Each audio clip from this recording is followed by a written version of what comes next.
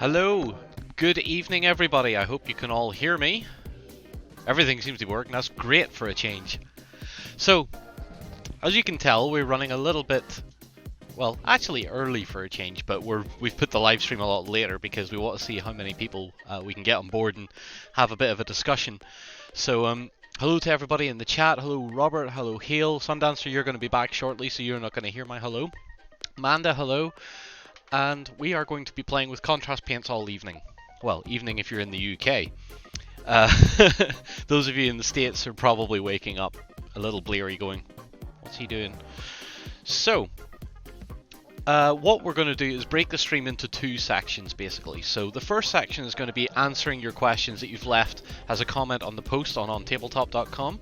After that, I have a couple of things I want to try myself, and then I'm going to break it into 3 minis I've taken aside and thought, let's try a full paint on these and see how we get on. So for the experiments and the answering questions, we're going to be just doing a load of Primaris Marines, the little clippy Primaris Marines. So we have a bunch of them primed in Wraithbone and a bunch of them primed in Grey Seer. These will be for our basic bare bones, trying out different colours and seeing what works and what we like and what we don't like so much. Hello Laughing Boy. And yeah, I think we're just going to see how things go, really. I need to turn the music down a little bit in my earphones. Just a little bit. Yeah, this is not helping whatsoever. Yep, okay, there we go. If that music's too loud, please let me know as well. So, where shall we start? What shall we try? Right, well, first off, those of you that are watching, let's pick between a Grey Seer and a Wraithbone first. So if you guys in the chat want to throw up, do you want a Wraithbone colour first or a Grey Seer primed one first? And then we'll go ahead and we'll pick a colour, or you can tell me a chapter and we'll try and replicate the chapter. Chapter of Space Marines or something. Anything really. Because after that I'm going to do potentially one request and then one question answered, basically. Or one experiment. So, let's see what people say in the chat. I know there's a few of you in there, so... And I do apologise in advance if I start to look a little tired towards the end of this. Those of you in the UK know what time it is and what time I'm potentially finishing at, so... You want to try an Imperial Fist? Everyone likes Imperial Fists. So, yeah. Over the white. So an Imperial Fist over the Wraithbone, the lighter one, or the Grey Seer. Hello Taurus. And... is that Knights? I can't read that. Bloodraven. Oh, Bloodraven would be kind of cool, wouldn't it? I've not tried one. Yes, everybody does, Amanda, everybody does. Alright, well then let's try... See, Imperial Fist and Bloodraven are kind of warm colours, so the Wraithbone kind of plays into that a little bit. I've not seen anyone try a Bloodraven before, so... Shall we try a Bloodraven? Let's try a Bloodraven. So, we don't want to go with Blood Angels Red, obviously, first up. I'm wondering what colour we should go for, though. Probably the Flesh Tearers Red. How about the Flesh Tearers Red with a Blood Angels Red second coat? How would contrast paints work on a tank? I have seen a few tutorials on that already, and the surfaces are a bit too big and flat for that. So, right, let's go with a Wraithbone primed Marine, and we're going to start with a contrast of Flesh Tearers Red. We'll give it a good shake, and I have a feeling that if I do one coat of this and then one coat of Blood Angels Red, I should potentially get a nice sort of Blood Ravens, sort of that old scab red would be kind of cool. But we'll see how it works out. This is the whole point of this stream, guys, is that we're going to figure things out as we go along. So, the Flesh Tearers Red is actually quite nice looking. Let's get ourselves a nice brush. Angry Marines. You know there's a lore video in those, right? It's hilarious. So, I'm going to move this to the side. I'm going to bring my palette, and I'm going to leave my palette sort of in the the corner there for a while. And let's see what...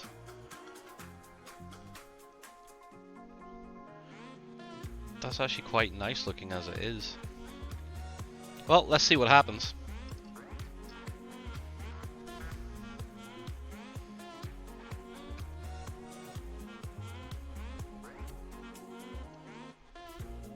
You can tell this is a clippy marine that hasn't been glued, it's just been push fit, so I'm fit to move the head around.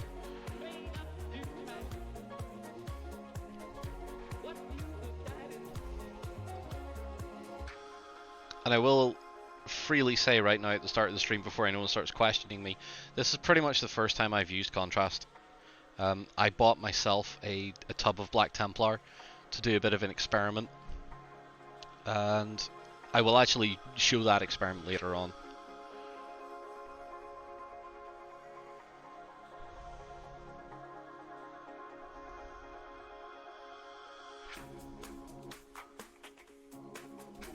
Well, I'll actually demonstrate what I did, so not just show it off, I will demonstrate it.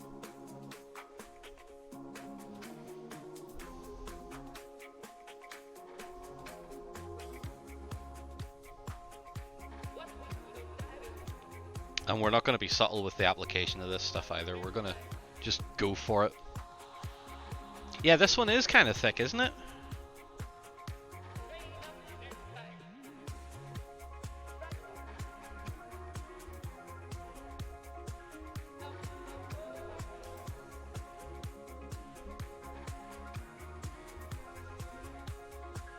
I'm noticing that on the palette it's drying very quick now. I'm not sure if that's just because it's a warm day here. Because this room is a little bit warmer than usual.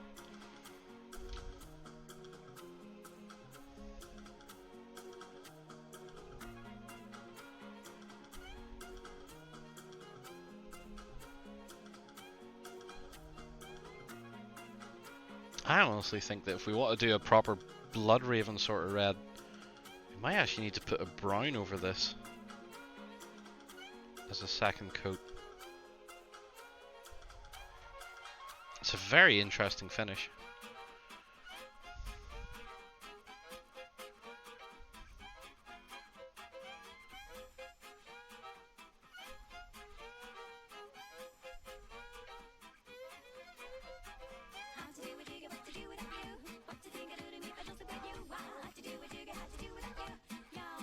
Hey Sundancer, you missed me saying hello to you and deciding that we're going to paint a Blood Raven as our first sort of scheme this evening.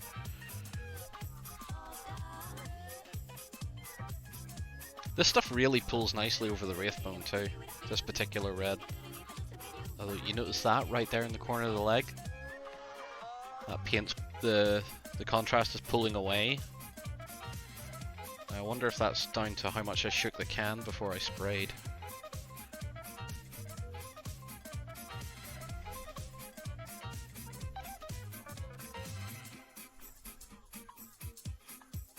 Yep, you see that? That's pulling away from the edges quite a lot.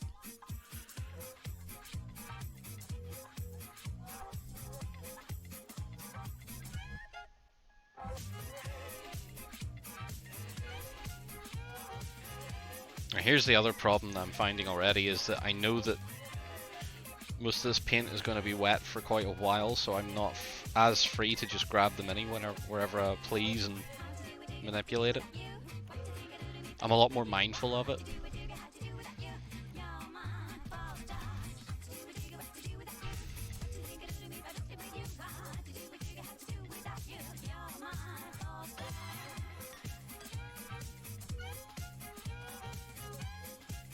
I mean, this isn't bad.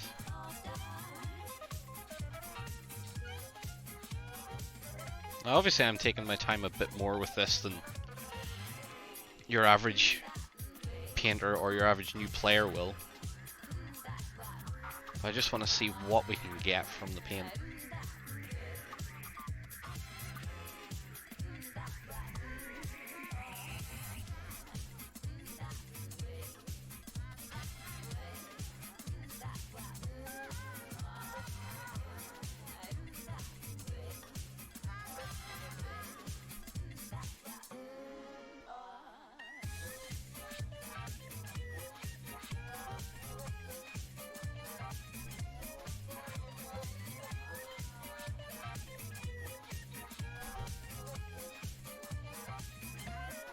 Well, I mean, so far so good. The problem is that it's drying on the palette very quick.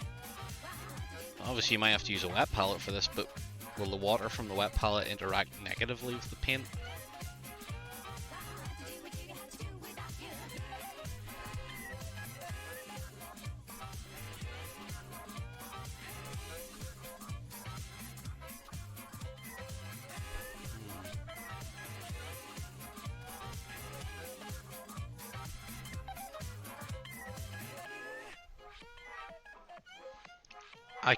I get the distinct feeling that I'm trying to fight the paint a little bit. Hello, Lozzie. You didn't forget about the stream at all, even though you are like sat in the next room.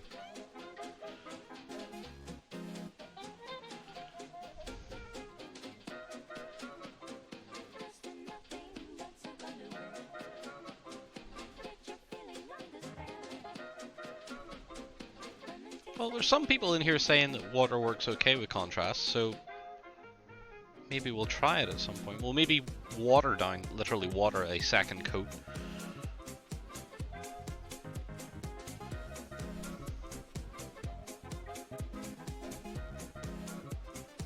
Yeah, I am fighting the primer a little bit here. See how much it's trying to pull away from the edges?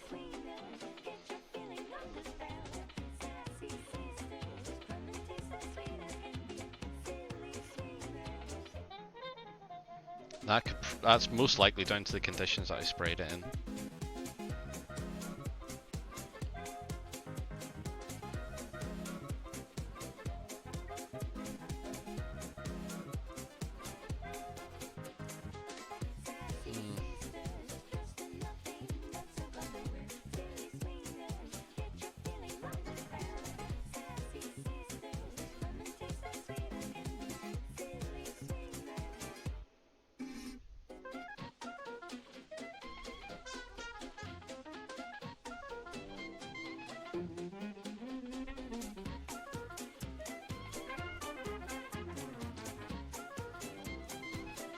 Well, that's nearly the first coat down, or one coat down.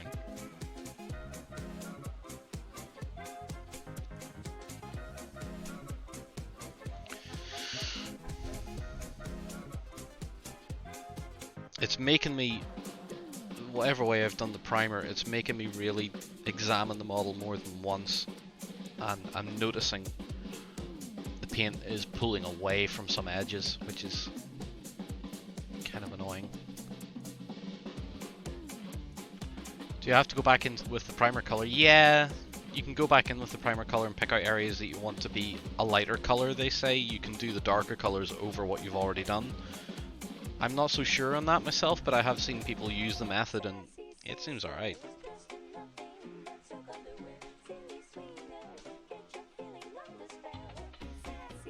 Like for instance now, if I want to paint the bolt gun black, I'll just put the black Templar over it once the red's dry. Sheesh, I am not keen on what finish I'm getting here. Let's try some water. Well, I mean that, it's not exactly a negative effect there at all, is it?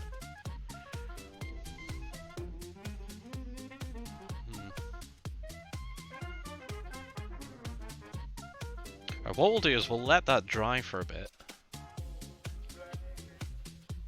And then we'll look at giving it a second coat.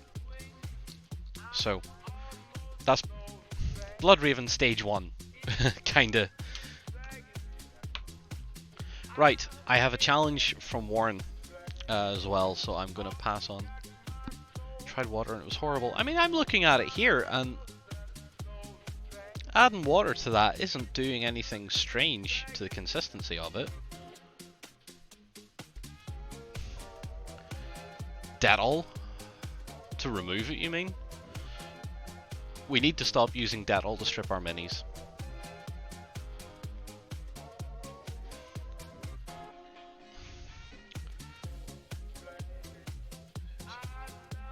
You think do the touch up with the base color again?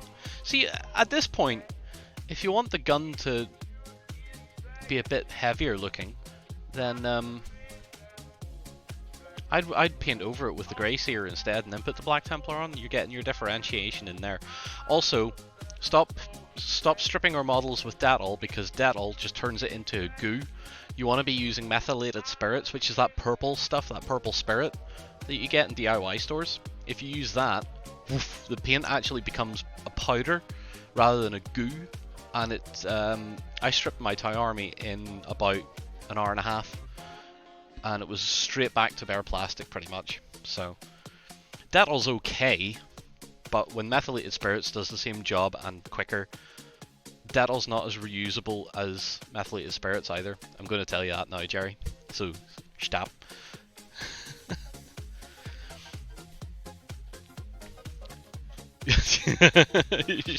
Shush, Manda. Methylated spirits is safe on plastic. Like I said, I just stripped an entire army with it. You still see red under 2 layers of black. Right, okay. So you do want to go back over and touch up parts that aren't going to be your base color, particularly that red then. On to what Warren wants me to try. So, for a while we've been talking about his Custodes, and this is the scheme they're in. It's not a white, it's an off-white, but it's not quite Wraithbone. So he's asked if I could try and replicate this with contrast. So I have a feeling probably a grey seer. No, not a grey seer. Another Wraithbone model with the apothecary white over it, and we'll just see what happens, shall we? So let's try our apothecary white. What I feel I've done wrong with that Blood Raven is just not throwing it on quick enough. I feel like the model should have been completely soaked by the time I set it back down on the table to dry.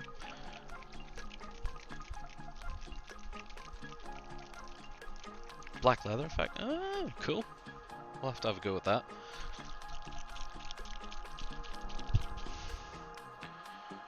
This one feels like it needs a bit of a stir, because there's a lot of sediment in the bottom of the apothecary white bottle.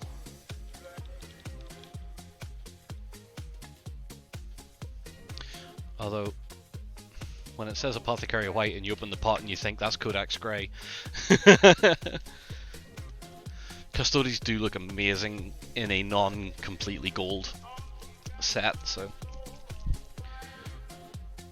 Really? Is apothecary white just meant to be grey? I'm not keen on this.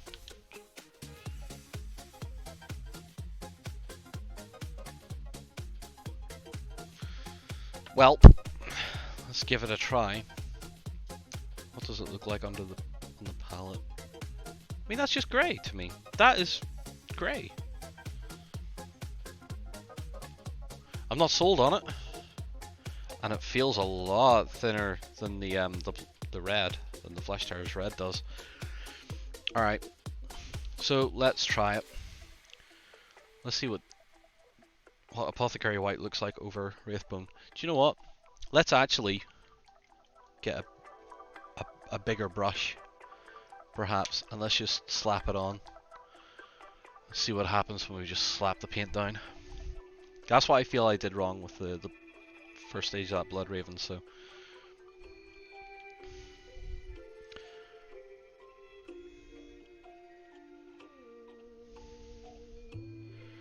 this just feels like a paint that wants to cool off the Wraithbone color wise.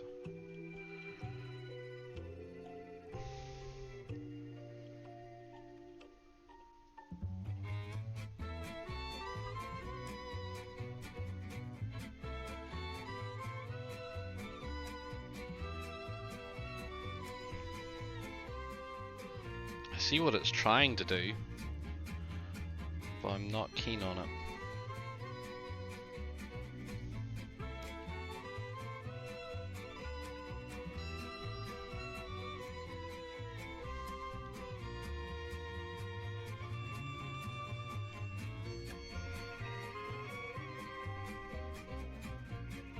Yeah. I definitely think that would look far better over an actual white primer. But this apparently is the system, so maybe when it's dried it'll give a more whitish illusion. I don't feel confident in it.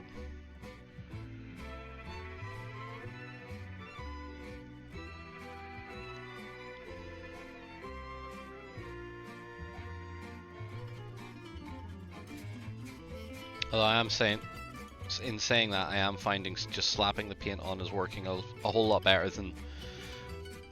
I'm having to unlearn how I apply paint to apply this in a sort of a manner that is conducive to painting more than one miniature at a time.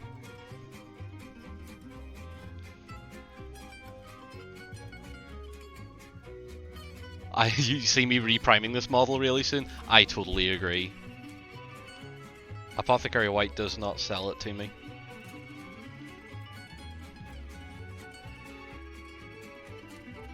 Maybe it's different over Grey Seer, although I can't imagine that it's going to make Grey Seer look like white. So, sorry to say, I don't like Apothecary White.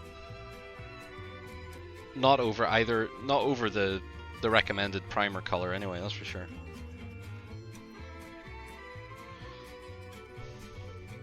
I think also that this Apothecary White is a little touch on the thin side. Certainly compared to that Flesh Terror Red. Still, it's an interesting finish. It does have an interesting look to it.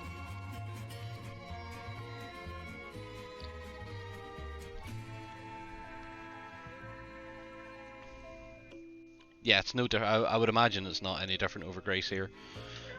No, Jerry, these are just sprayed, those colors.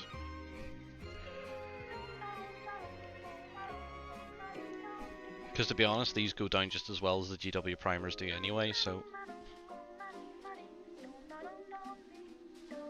I mean, I guess if you have a squad of guys that are going to be like White Scars, that'll look okay. You know, it's quite clearly an off-white finish, so let's put him to the side. We'll come back to him when he's dry. Let's see how Mr. Potential Bloodraven's doing. That ain't bad. Having said that, Flesh Terror Red would probably do better for a Blood Angel color, which makes me concerned. But again, look at what it's doing around the really sharp edges, which is potentially down to the conditions I primed them in. I'm not sure. The priming conditions are really good. It's nice out there. It's a good constant temperature, and the paint just wants to pull away from those really sharp edges. So.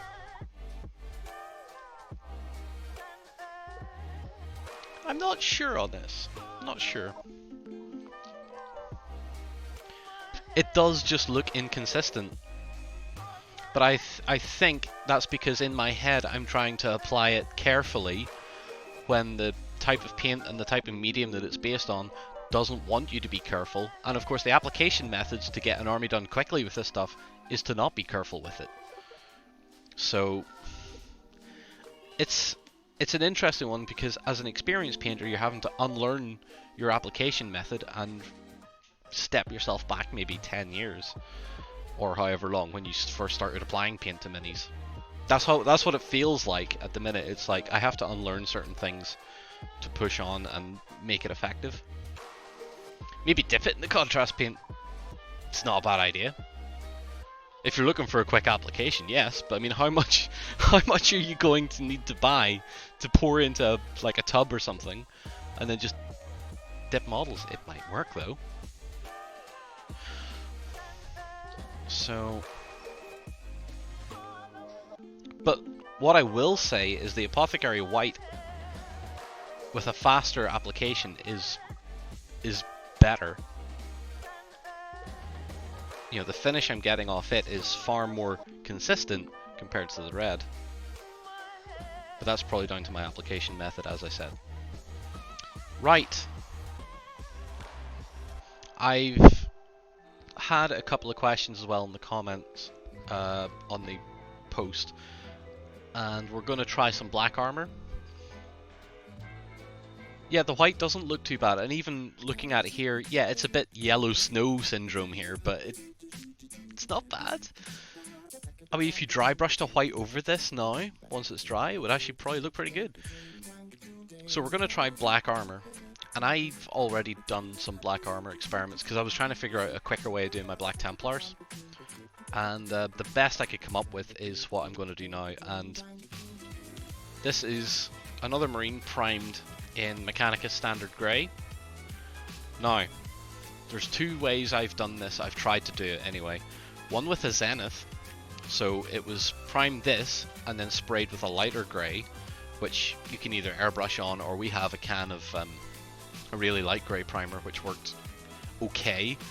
But I have a feeling that if I take my black Templar, thin it a bit with some medium and apply it over this, we'll get a decent looking black armor. So let me see. Dutch, I know where you're coming from on this. I absolutely know where you're coming from on this. The effect that I got without thinning the contrast was very mixed, very unusual. I liked it and I didn't like it at the same time. So we're going to try it again and see what happens.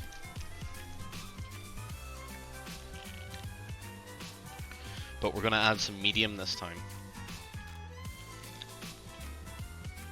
In fact, we should probably have to shake the friggin' medium too. No, I don't. Oh yeah, I was absolutely not going to apply anything else other than Black Templar to this one. So don't worry, Dutch. As I said, I've tried this a couple of times, or on two separate occasions anyway. So I'm adding some medium down first, and I'll charge my brush with some Black Templar.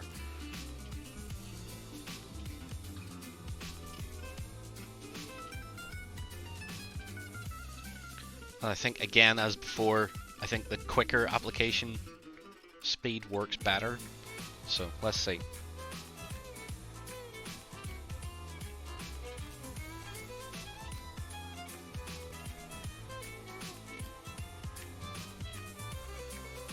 Okay, what I immediately notice is that it's too thin for black.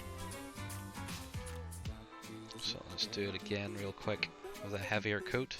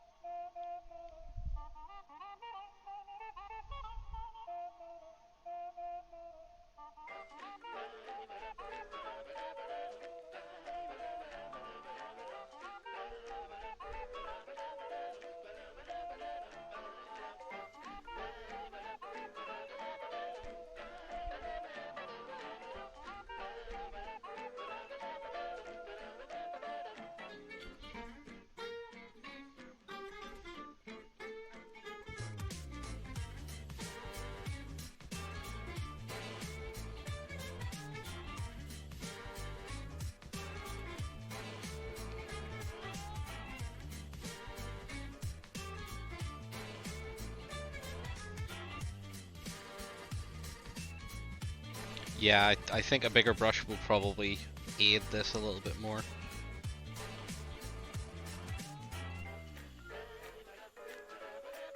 Having said that, this is actually going down quite well this time.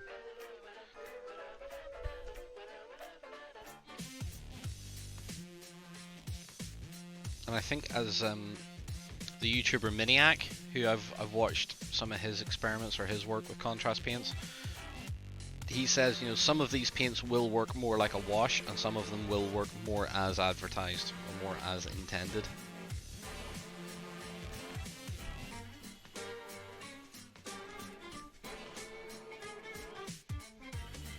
You know, that's already looking not exactly a black finish, but a very convincing one.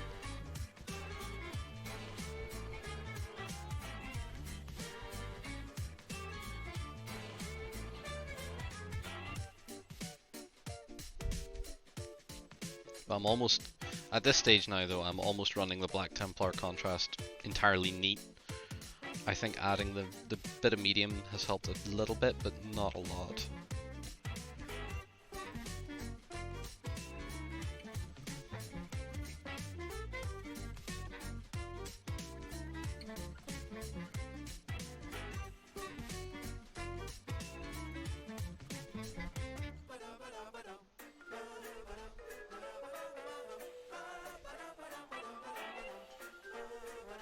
Yeah, so that's Black Templar over Mechanicus Grey, and I think that is actually quite good.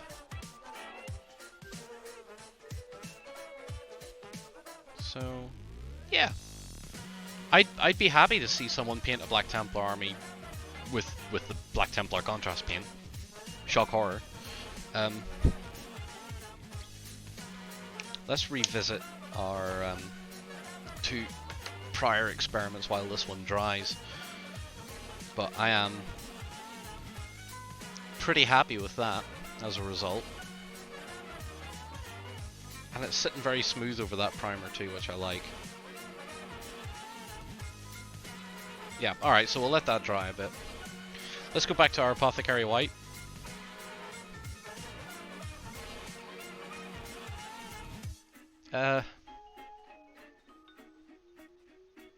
Nah, not convinced with that. Not convinced. Don't like that. Again, okay, if you have a squad of them painted up with all their markings and trim and stuff painted.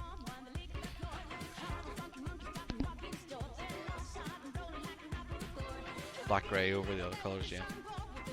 So, yeah, I'm not convinced with the Apothecary White so much. The red, not happy with at all. I tried too hard to make it a careful coat, and I see it's trying to work and it's not. It's just not. So we're gonna have to learn a couple of things real quick here. We're gonna have to get a bigger brush for a start, or we're gonna have to really move when we get it put on. So let me find a bigger brush.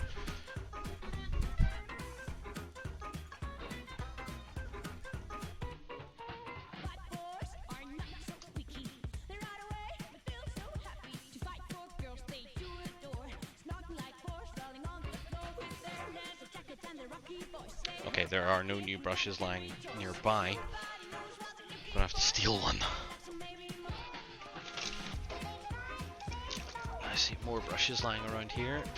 Anything bigger in here?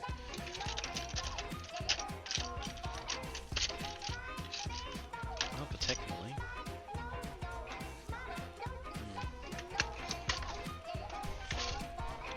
I should have boxes of brushes somewhere. Where did all my boxes of brushes have gone? I should have like brand new brushes, guys. There should be brand new brushes everywhere.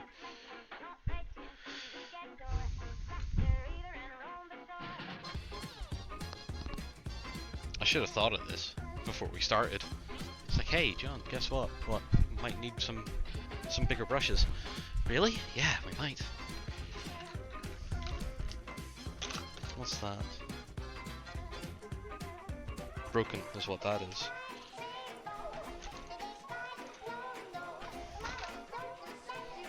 Oh, that's a regiment brush, so it is a... Well, in a pinch it'll do. Is that another regiment brush there, though? Yeah, that's a not broken regiment. This is probably a... Huh. Also...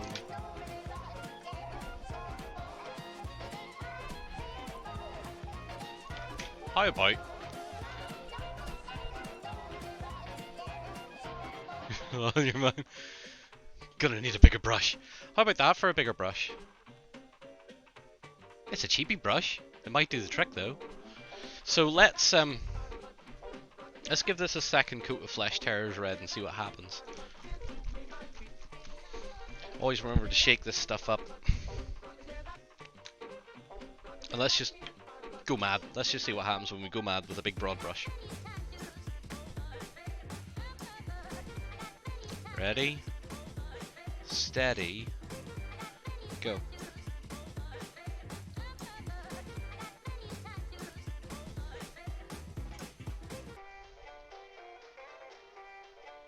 Let's say I'm trying to finish a squad. That one squad I need for a tournament. And the tournament's in 5 hours.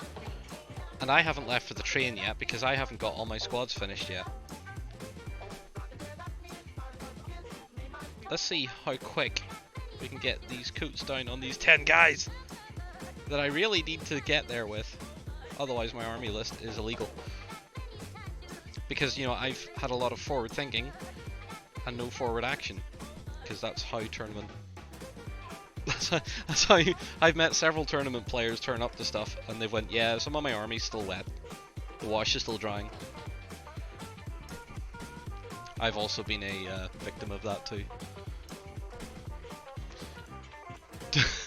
Half Mile Duck, don't worry about the wobbly heads. These are the push fit marines for painting demos and stuff we use in the shop. So the head is actually attached, it's just not glued. It's like clamped in there.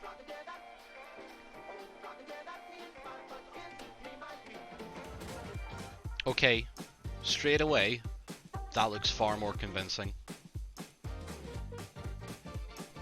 That's already far more convincing to me, having just applied it as quick as friggin' possible. So yeah, that looks far better, doesn't it, Dax? I'm far more convinced with that. So we now know a method is slap it down as quick as possible with a big ass brush. Now it's probably going to pull to buggery, but I don't think that's such a big deal considering what this paint is aimed to do. You know, the whole idea behind this paint is to get colour down on your minis as quick as possible. Exactly! Dax, that is exactly what I was saying. It was like, after I put the first coat on, I was like, I need to unlearn something here.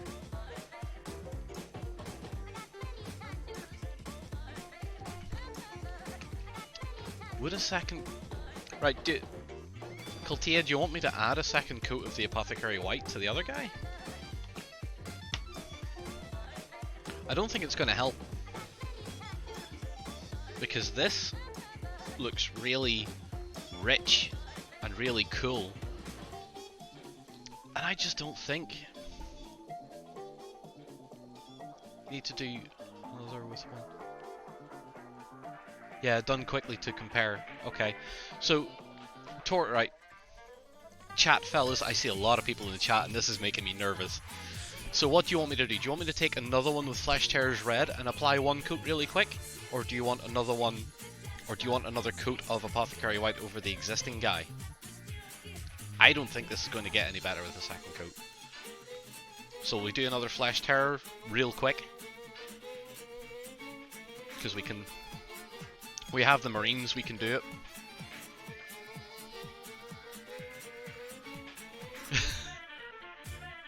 Yeah, red. Okay.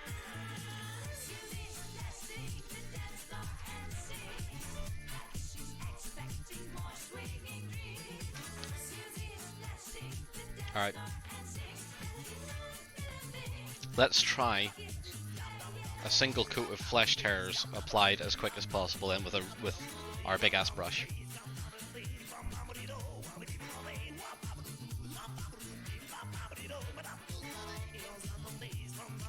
And in 3, 2, 1, boosh. I'm actually going to stipple it on because this brush works quite well with doing that. This already just looks like spilled blood.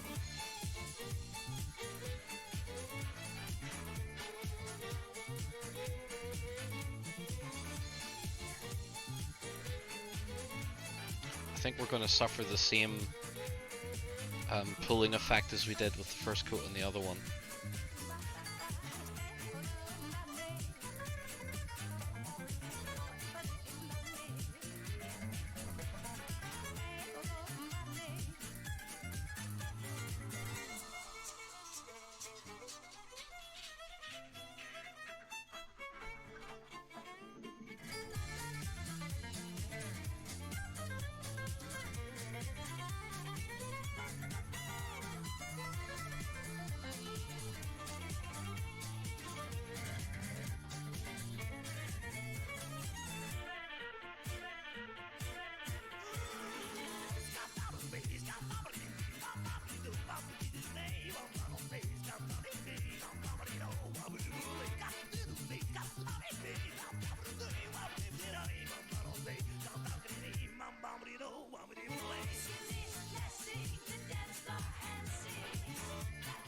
Okay. So that's the one coat. What do you guys think there? I don't think that's too bad. It's a lot brighter. But I am noticing my priming, yeah, it's still pulling away from spots on the model. Having said that, let's compare. Yeah, so we'll compare once they're both dry. Yeah, slopping it on does seem to work far better than taking your time with it. And yeah, I'll let it dry. I was going to hit them with a hairdryer, but I realized that that will not help. So, let's see how our Black Templar is doing.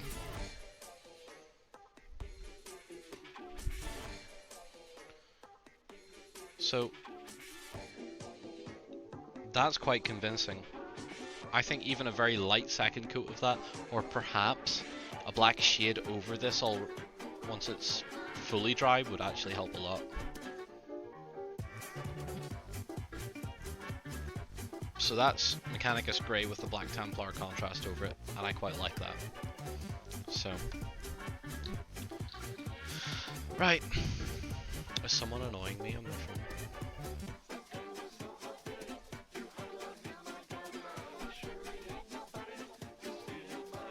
It's okay, nothing to do with me. Put that to the side. Yes, we've Cultia, we've been discussing a couple of times of just dipping it and seeing what happens. I think dipping it's probably the answer. So, okay. What do we want to try next? I have some models painted in other primers, other colors and other brands, just for those of you that dip in and out of different ranges. So, for example, we have this one done in a pretty much a Death Guard green, or if you're an Army Painter user, Army green. We have this one, which is essentially Army Painter's Demonic Yellow. In fact, it's actually a bit darker than that. It's somewhere between Averland Sunset and Demonic Yellow. It's from another company from Italy. So we have that. And just because we're doing a lot of red this evening, we have one in Mephiston red as well, just to see what happens with that. We'll choose what colours we want to put on each of them and see what happens. We also have a single Stormcast Eternal here, which is primed in Army Painter Plate Mail, because it's brighter than Games Workshop's Lead Belcher, and if you want a nice bright metallic finish, I think Plate Mail might be interesting. So, what do we want to start with, guys? Really? Any chance you could try a combination of colours? What sort of things did you have in mind, Dax? I'd like to hear. Purple over the yellow. That'll be kind of cool.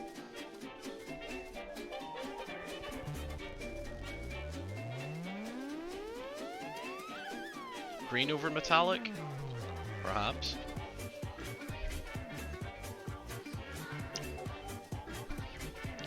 Metallic. Okay. I will point out something else. Good call, green plus metallic. Okay. I will point out one other special mini, which has been primed with 3 colors. So he's initially been hit from underneath with Mechanicus Grey. He's then had a straight-on hit of Grey Seer, and then a completely top-down spray of Wraithbone. Just because I want to see how these fades and stuff aid or detract from the contrast paint finish. Just see what happens there. So we'll tackle this guy in a bit. So on the metallics then, you want turquoise, purple, sundrop look, yeah, potentially. Purple shades, yellow, wouldn't mind seeing the opposite. Going off color theory. Apothecary white on metal. I'm so unconvinced with how it turned out on the Wraithbone, I don't want to waste the mini. Should we try, since I've not opened most of the pots that are sat over here, if I show you got all the stuff I have to play with that hasn't been opened.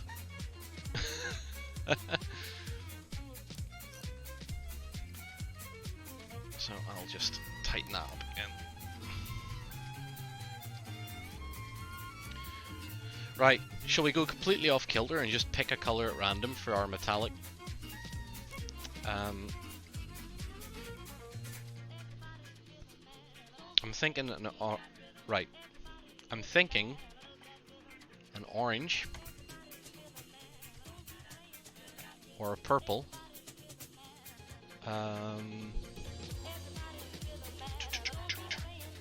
What other odd colours have we got we could try? Orange? Okay. It's like, ooh, orange, ooh, purple. +1 for turquoise. Alright, Pterodon turquoise. I'm not going to put it on this because I have something I want to try it on already. So, how Warp Lightning? Eh.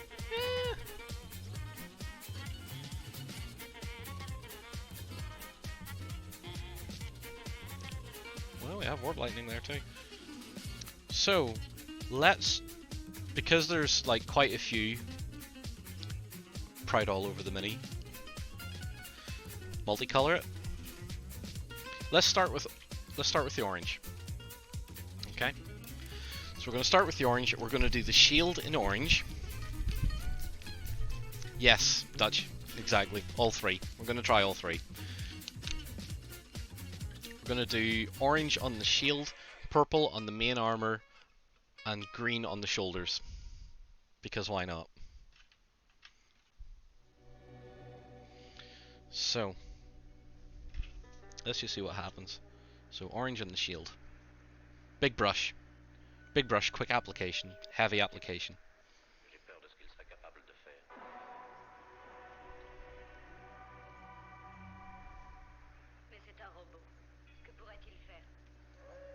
Oh, damn, that's smart looking. Ooh, that is smart looking.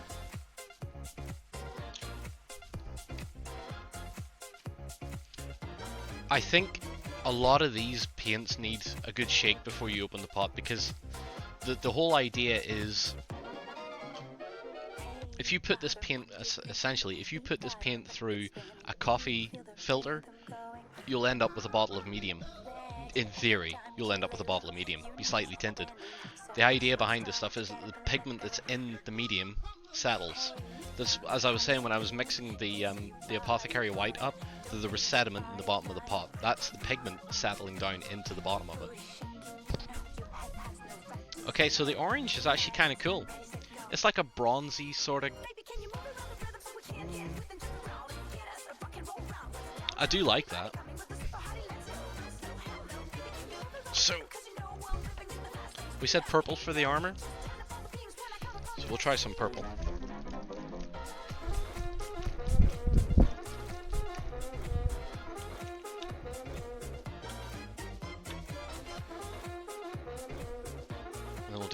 shoulders perhaps, or we'll do green on our tabard, and we'll put the purple on the main parts of the armor, and we'll put the we'll put the green in there and on our shoulders. Purple nurple. Now this looks very thin.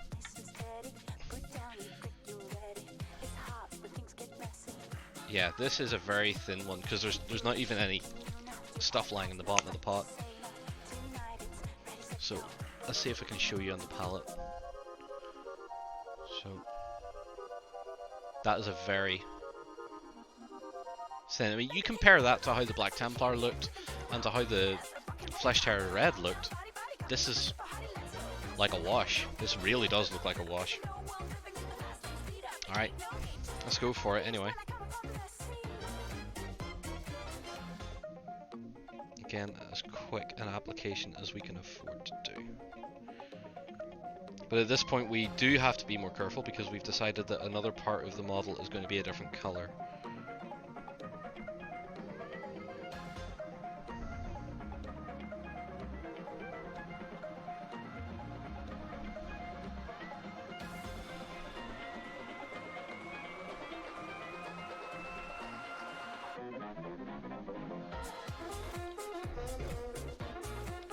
Yeah, it does look a bit too thin, doesn't it?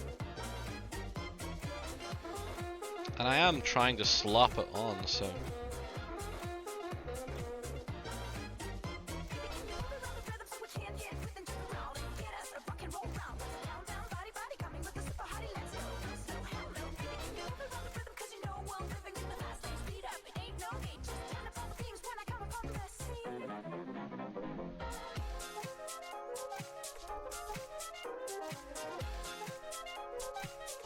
Having said that, I think how thin it is actually playing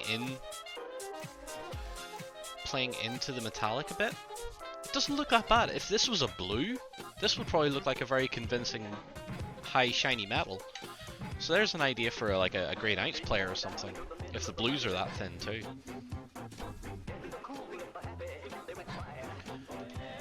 Yeah, Robert, there is a bit of a difference. I mean, clearly this purple is a lot thinner than the orange when you compare the coverage. You know, this purple is very much like a shade compared to the orange, which has actually covered the part. And yes, potentially a second coat. It does look a bit like RC. So yeah, I can see this having its uses. I can imagine that this purple will work very well on like Tyranids and other bioformy sort of stuff.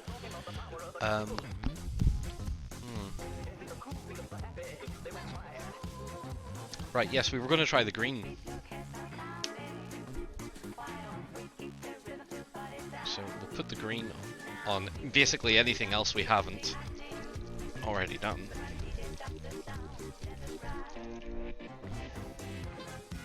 This looks like it's a bit thicker.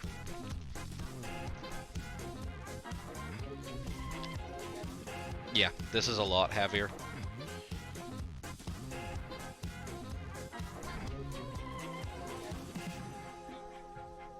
Yeah, Mal, adding a second coat does kind of defeat the purpose, but if I can show look how heavy this is compared to the purple.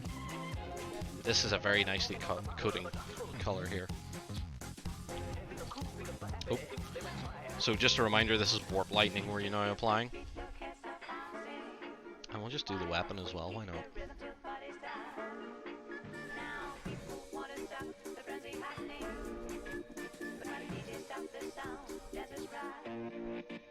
Okay, I will immediately note that Army Painter Primer isn't so keen on the contrast paints. It's pulling away from it a lot quicker.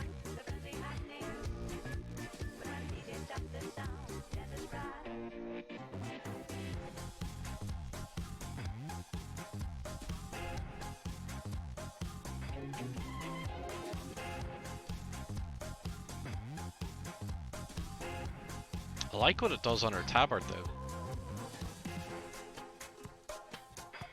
That's quite nice.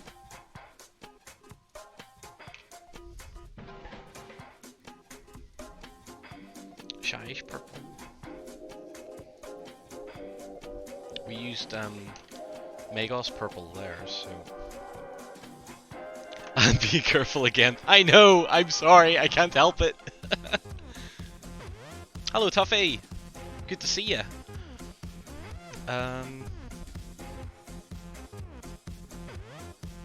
Volupus pink would have been kind of cool. Anywho, so we all seem to be pretty happy with how the oranges turned out. That purple is on the touch of being too thin, although if you're painting Tyranids, I'm going to jump back to Tyranids because they're the easiest one to talk about. If you prime them with the Wraithbone and then give them a coat of that, that's going to look pretty cool. Yes, exactly, Dax. The green, however, has turned out really cool. It's a very jade, it's a very rich sort of jade colour. I like that. Oh, Tuffy. I will... Did you order... If you ordered them today, they were probably already packed. Otherwise, I was going to send you a message in the box like I did to Gaz, poor guy. Okay, what would you guys like to see next? Is there anything, any burning questions or ideas in your head? Or do you want me to push straight on and try something with our triple coloured marine? A blue over the red. Interesting. A blue over the red.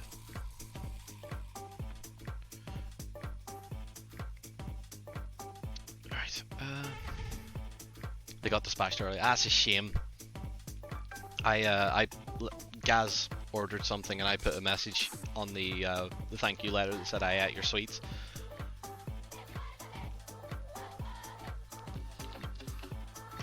Blue on a metal base. Right. I will have to prime another model for that. What blue for Thousand Suns? Ooh. I mean, I imagine Athromatic Blue would be kind of okay for Thousand Suns. I'm honestly not sure. I've never painted them. Oh, actually, no. Athromatic would probably be more for Alpha Legion, probably. Wouldn't it? Probably more for Alpha Legion. Oh, good point actually. So when you're looking at this one in particular, Space Wolves Grey, do you know what I was talking about? The pigments being very heavy? There's all your pigments.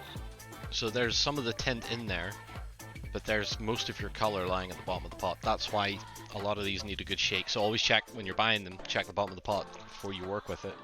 Because, so before shaking, let's see.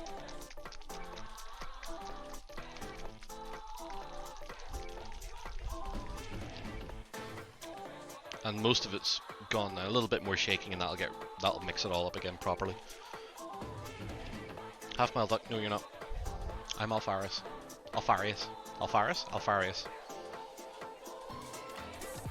Yeah, we've already made our fantastic looking metal base. That purple is growing on me, but not for a metallic model, that's for sure.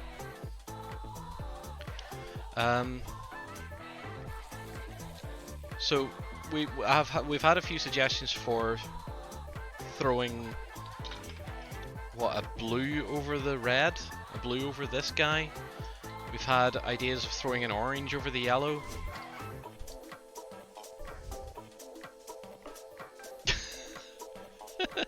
Calm yourself, Cultia. Calm yourself. Should we throw something wild over the green and just see what happens? Any thoughts? Any colours you want to throw over the green to make it look weird, or do we want to quite literally throw a green over it to see what happens? Because what I'll do is I'll do one more. We'll do one more miniature, and from your suggestions, I'll go and prime a couple more models. Maybe do another metallic if you want, or prime something in white and come in and try the Apothecary White over a white primer. I'm up for everything. They glow pink with yellow. Look at that.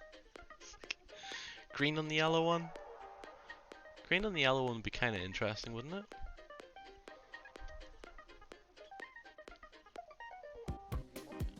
Yellow over the green.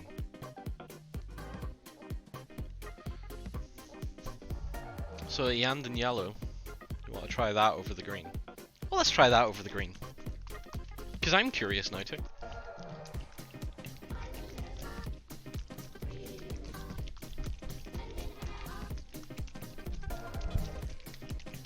This is about the only exercise I get in a day. Thanks Games Workshop for keeping my health good by giving me some exercise.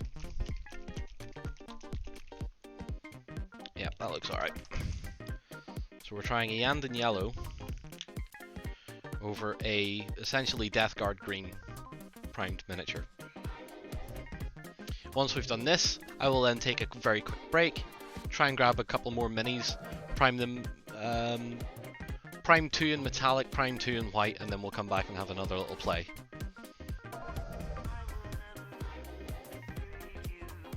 Kellyan. It's probably lying around here somewhere. Yes, it is. A Kellyan green for Thousand Suns. Is that what you're saying? Yeah, okay. Pink contrast paints. Lozzie, my dear. Volupus pink. There you go. Shall I paint an extra... Shall I prime an extra figure in white, and we'll try that too. Okay, we will do that too.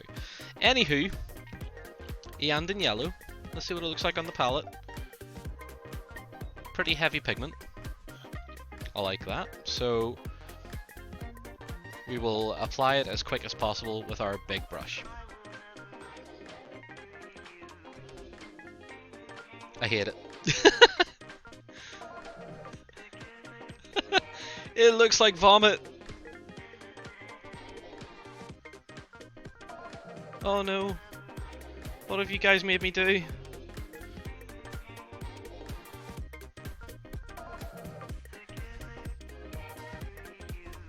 See if I come back after this is dry and I go, I like this. My mind will be blown.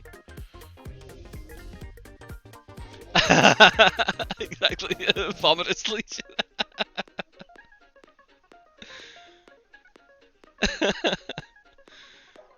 Oh no.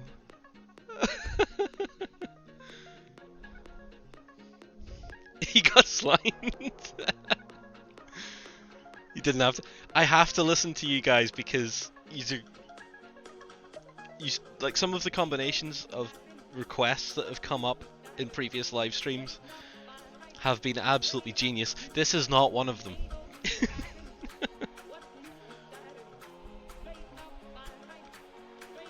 This is part of the fun though, right? Let's throw something crazy. He looks like a teenage mutant turtle now.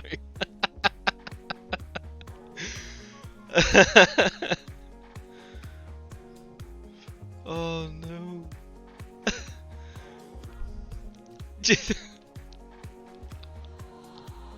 A bad result is also a result.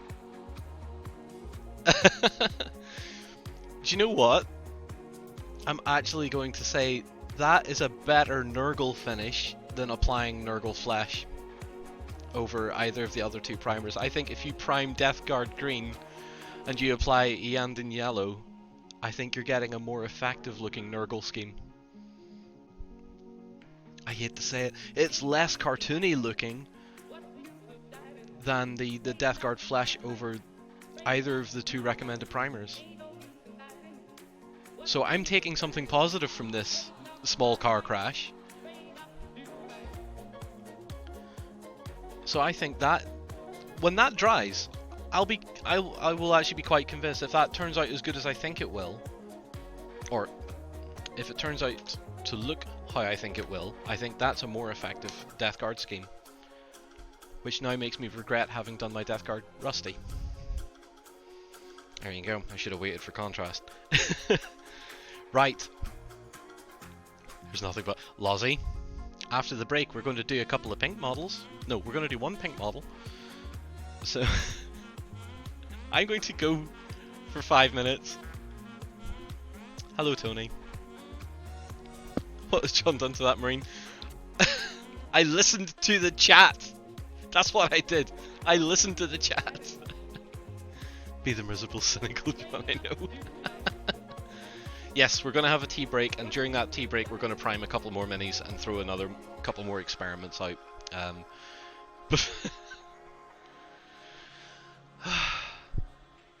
Mungo, no. Just try a blue over that red. Rusty Nurgle. Right, yes. I shall be back in about 5 minutes, guys. I'm not going to go to my Be Right Back screen.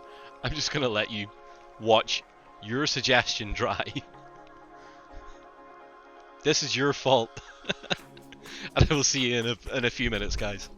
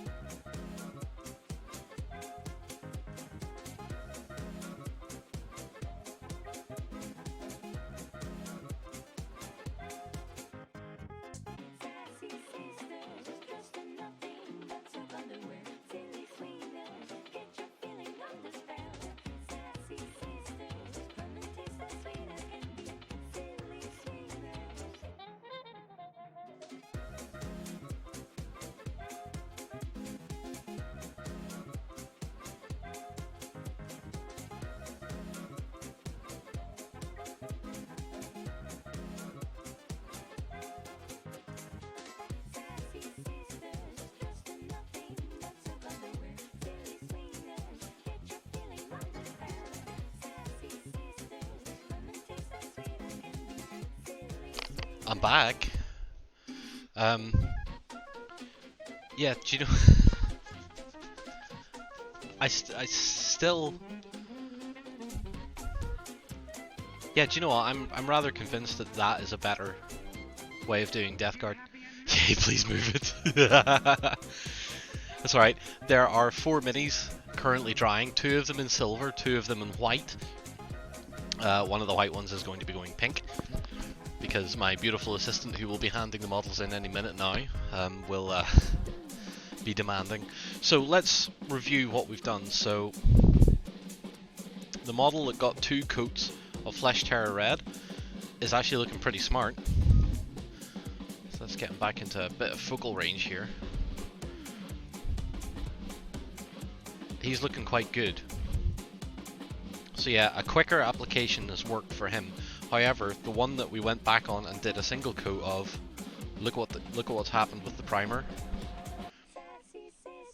It's pulled away again from the primer, so it's an unusual one. I'm gonna put that down to my application of the primer more than anything else, because it's just a very unusual thing to happen. So I think my priming conditions just aren't perfect. However, it's still not bad. It's just weird at this point. What else have we tried? So our Apothecary White. It's a nice finish. It is genuinely a nice finish. I think a dry brush of white over this, or a white hard edge highlight, would do a good job on it. Hello Steve, good to see you on board tonight. So yeah, I could imagine if you are hard edge this with a lighter colour, almost a white, maybe an off grey. In fact, if you even you could potentially hard edge it with grey sear, but I would maybe just go straight to white to actually force that view of the miniature being white rather than this sort of off colour. Might be the way to go. Our Black Templar, who is painted in Black Templar, I think has turned out, like, the finish is the best out of all of them so far. Ah, my beautiful assistant is here. Thank you. That is the lovely Lozzie handing me models. You gonna say hello to the street? No, you're gonna poke me? Okay. Bye. So that's my yeah, on screen that white looks okay, but in person it's really not white, and you can tell very quickly that it is definitely not white. Our Black Templar, I think, has the best finish of the lot so far in one coat. One heavy, fast, quickly applied coat.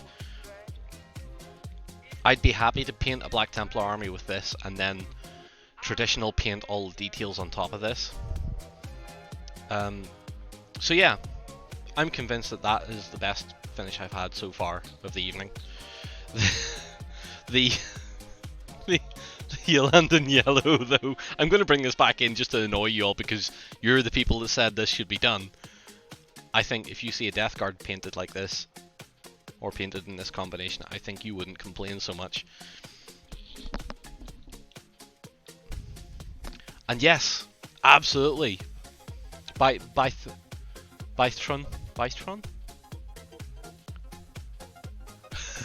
Steve, right, Steve. This is Death Guard Green Primer with Illidan Yellow over it. That's what that is. He's the car crash of the evening so far, and I've loved it.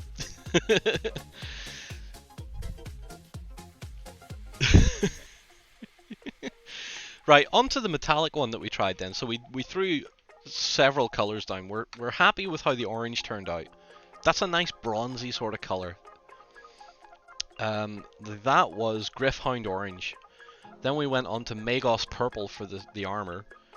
And we've discovered that it's a bit thin. But again, as I said, with Tyranids, if that's your thing, if purple is your thing in your Tyranid scheme, this will work well for you. The green, I really like how the green has turned out.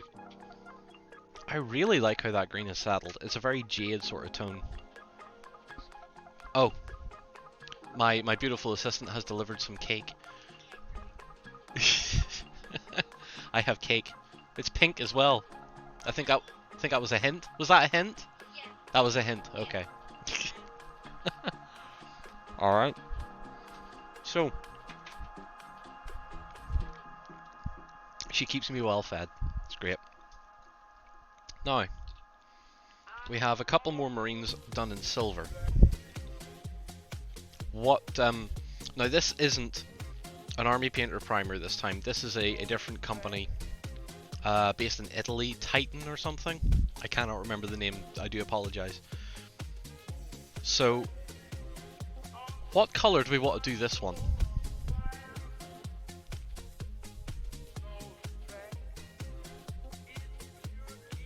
Anybody? If anybody has a suggestion that isn't multicolored, you can throw it into the chat for me. And I'd also like to say thank you very much to everyone who is tuning in, because this is currently the record we've had for people watching any of my live streams, which is great. Alpha Legion, blue, red. What colors do I have? Try a blue for a grey night look. Yeah. Okay. Let's try a blue then. All right. Let's. Do we want a light blue, fellas, or ladies and gents, or do we want a darker blue? Because we have that, which might look okay, but I think maybe a richer blue, like Talisar. I have cake. I have pink cake. I have pink cake. It's really nice. Light blue?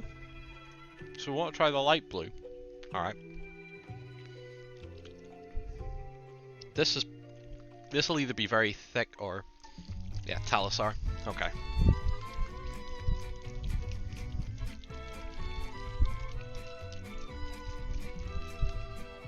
This looks like another potentially thin, and I think thin works well for over a metallic. So again, we'll put some onto the palette and see what it looks like. Once we've cleaned our brush of the heretical Ilandan yellow,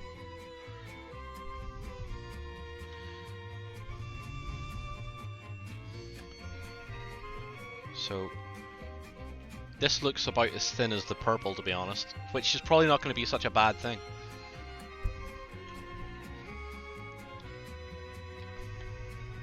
So again, we're going to do the same application, one coat applied very quickly. So in 3, 2, 1, boosh.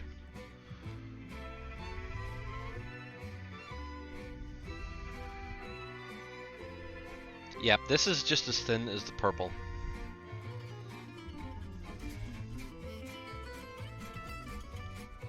And I'm not saying that's a bad thing at the minute either.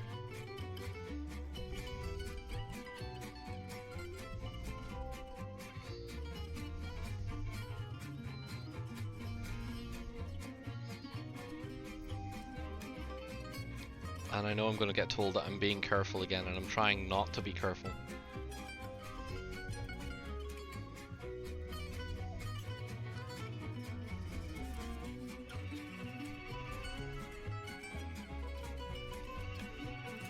I bet with a bit of medium mixed into this, this would give you that cool looking sort of blue steel kind of look to it.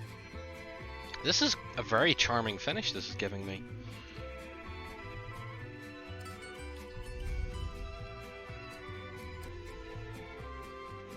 I quite dig that.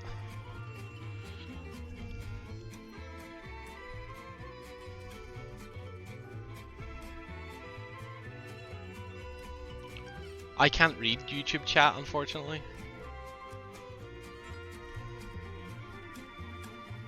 Or I can't see it anyway, unfortunately. I don't know why I can't see it.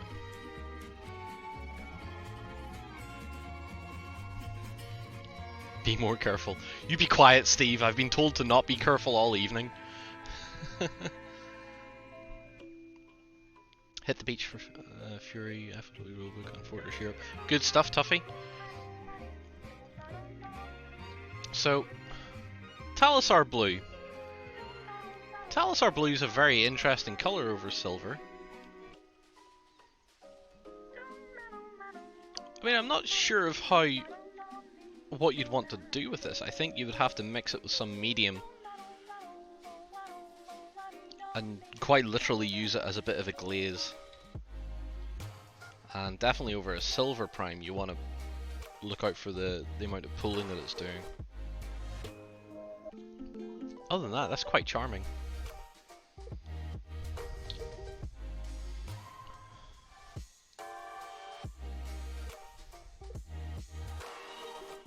Do you think adding... Wrathwolf, do you think adding the purple over this, I think would be kind of cool too.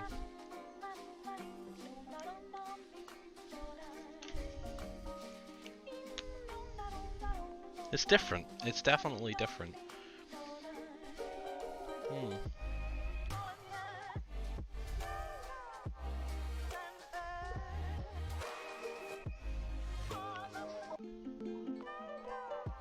Yeah.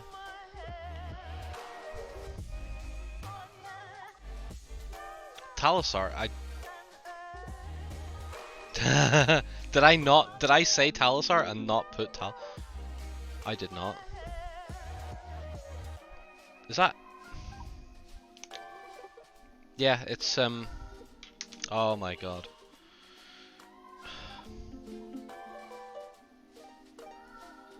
Hang on. Yep, it's definitely not Talisar that I put on. Because Talisar is still sat way over here. That would work for that. It's Aethermatic blue is what I put on. I do apologize. I will do another silver marine now in Talisar, properly this time. And yes, that Aethermatic blue would be good for a glow effect. It does look kind of glowy. Do a Space Wolf. I will try and do a Space Wolf, because we do have Space Wolf here. I will move you to the side. I'll bring in my other silver and do a proper Talisar blue this time. The real Talisar blue is now in the house.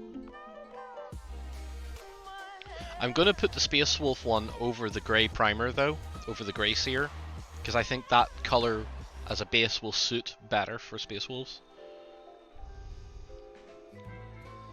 Right, now we're going to look at Talisar. And that is a very heavy blue, so could just dip him. So again,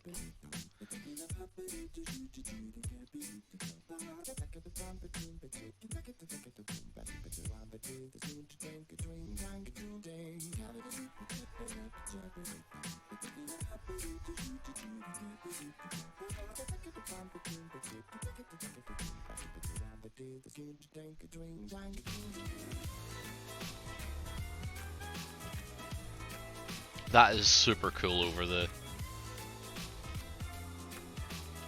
That is super cool over a silver primer.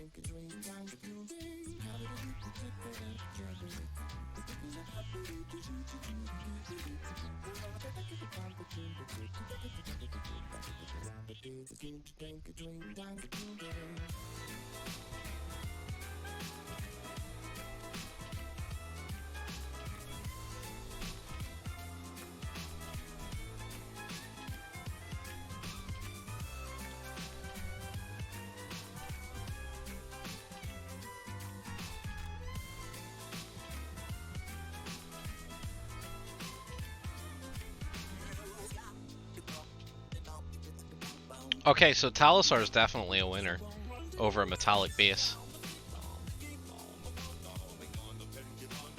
Yeah, Dax, I think when this is dry though, it's going to dry matte.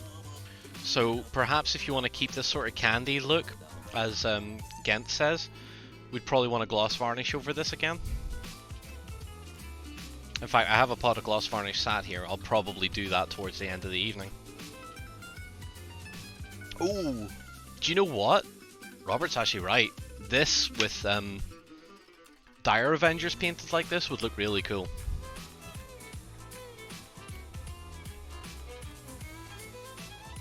But again, it's pulling a lot. But then you are applying it quickly, so...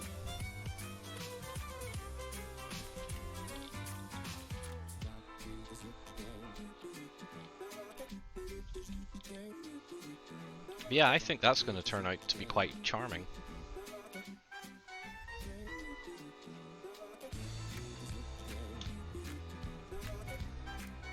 You're always right. Okay, so that... This, now that it's starting to settle a bit, it has that ethereal sort of look to it, doesn't it? I think if that was primed white and done like that, it would be very ghostly looking. Gilliman blue glaze over would be great too. Matrix of all the paints airbrushed over a white surface. Yeah, that would be a good way to show the different colors. However, this stuff does airbrush well, but then when it's airbrushed, it just acts like any other shade.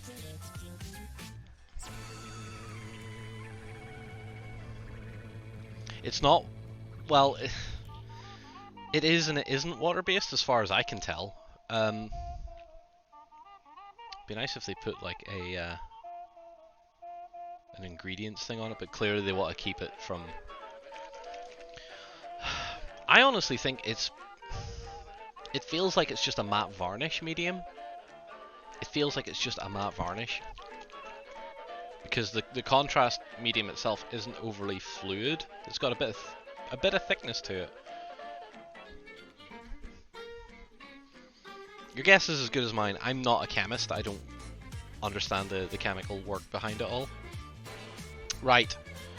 So we said we'd paint a white marine, or white primed marine, with Apothecary White. I think this is where Apothecary White should shine. Pardon the terrible pun. Steve, it kind of does thin with water, but I think you're going to lose... You're going to create a glaze more than you are... You're going to lose what contrast paint's designed to do, but you're going to make it a glaze.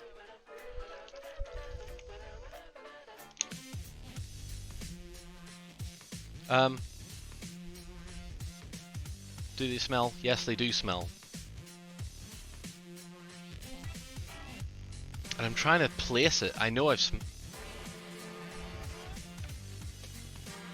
like a very tiny hint of like an ammonia in there. A very, very slight, but it's very hard to tell.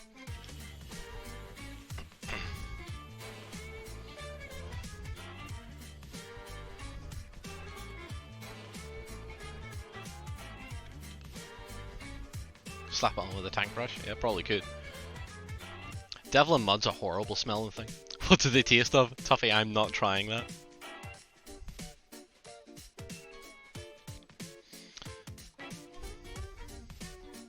Right, so we're going to try Apothecary White over a white primer. I think, as I said, this is where this particular contrast paint should work really well.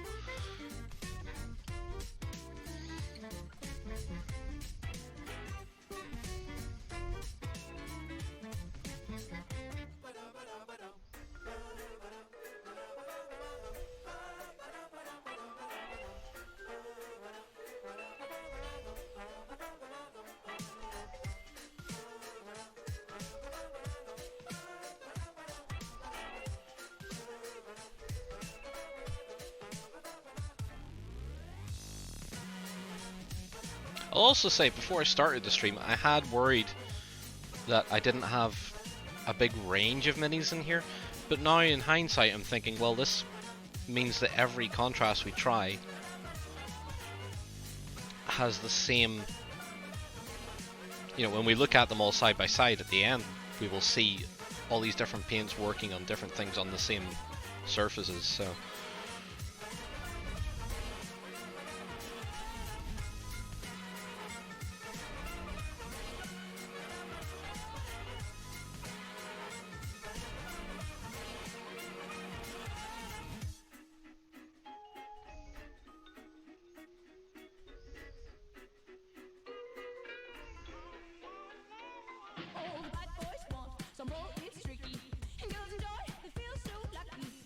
Yeah, so Apothecary White does look a lot better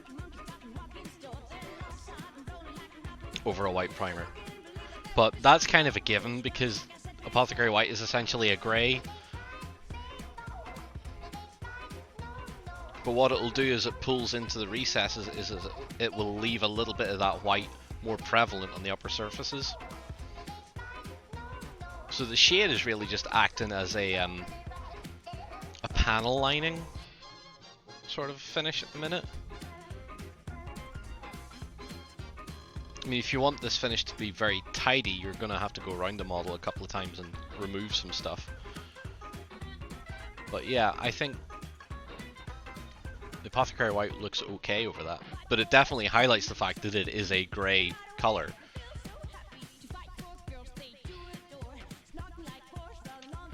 So, let's do the request from Lozzie and let's do a pink. Wow. Let's do a pink.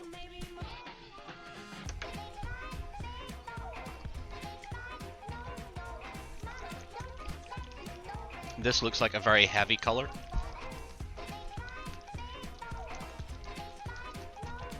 Do a wolf. To be fair, yes, alright, we'll do a wolf. Sorry, Lozzie, we'll do a wolf first.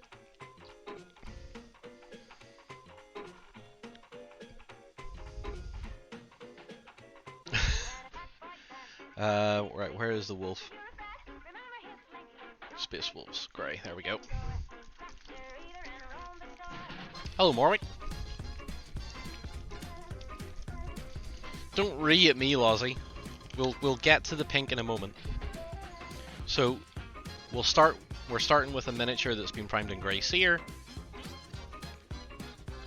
And we're gonna see what Space Wolves grey looks like. It's quite dark. Alright, let's do it. And it's a very thin one too. It's like the same consistency as the purple we used earlier.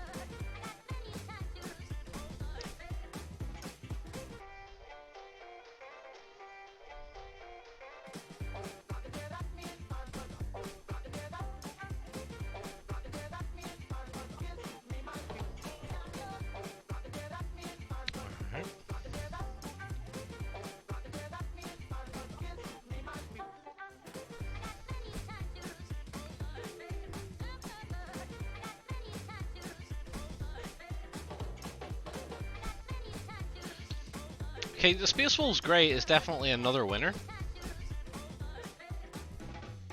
I like it. And it's nice that they've called something Space Wolves or themed something Space Wolves that isn't friggin' powder blue.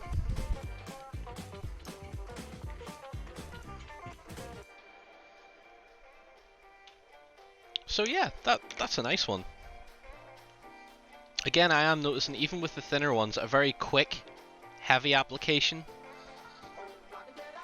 works well. Obviously, you can go in and you can do all your highlighting and your traditional painting over this as a base. You know, after this becomes a base color.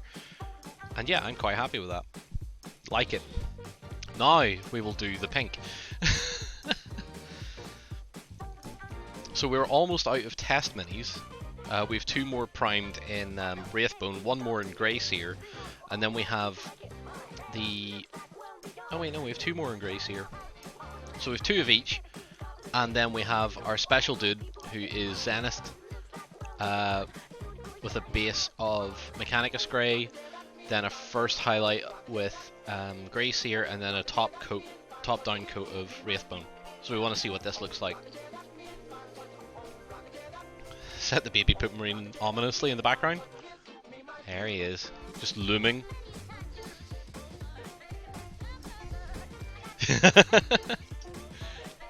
You calm yourself, Robert.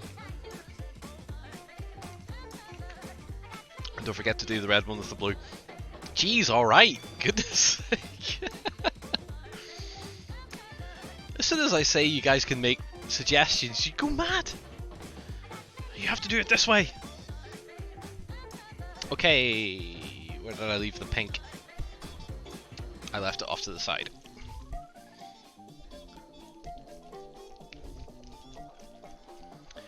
Fang base coat? I can see how that would work, yeah.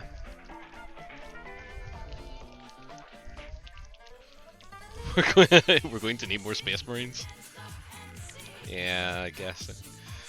Okay, let's try the pink then. So this is Volupus pink.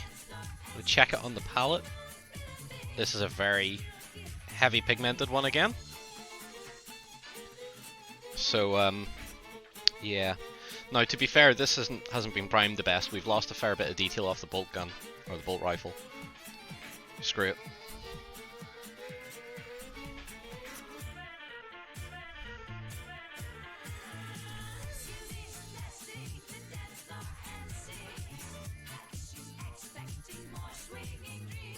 I'm immediately sensing Emperor's Children here. I'm getting a great Emperor's Children vibe off of it.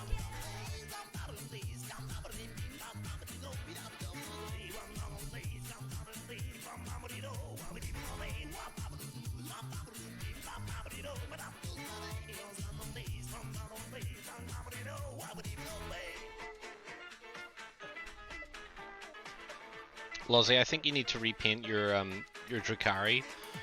I think we need to spray them white and do them in this.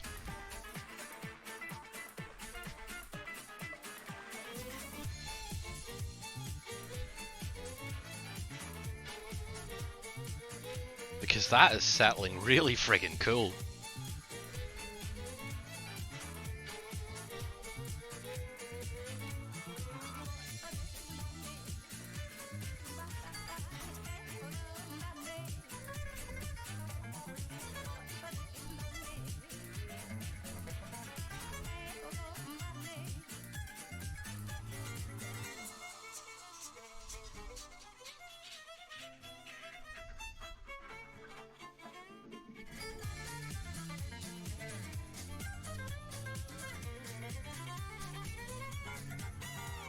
Alright, that is our pink marine. Volupus pink.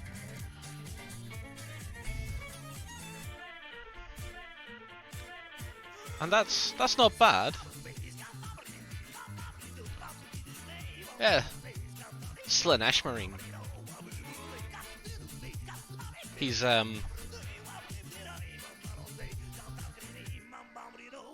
again, we have to try and imagine these with all their trim and details and stuff painted. But I think as a... Yeah, it does look darker on the palette, doesn't it? But that's where it's really thick. It almost looks red on the palette. Because it starts to move around. It's Peptomarine. For when you have constipation, Peptomarine will arrive. He's one of the new Gaviscon guys. That jumps into your stomach and uses a fire hose, except he now has a bolt rifle to soothe heartburn.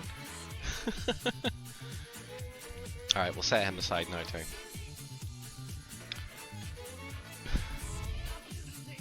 Right.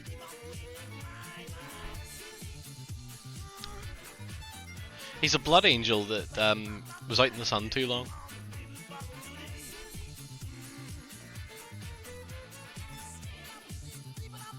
Yeah, secret weapon washes are fantastic. Osmosis Jones, yeah, he is a bit. What shall we try next? Oh, we need to paint... Manda, what was it you wanted? Voluptuous pink. What was it? Was it a blue over the red? Was what you asked for? We'll put something strange over the red now and see what happens. Blue over the red. Which blue would you like, Manda?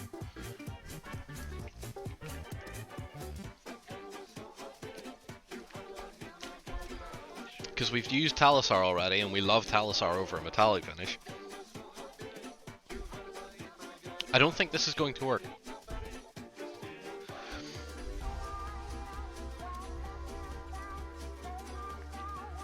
Second one I used on the metallics. Oh, Talisar.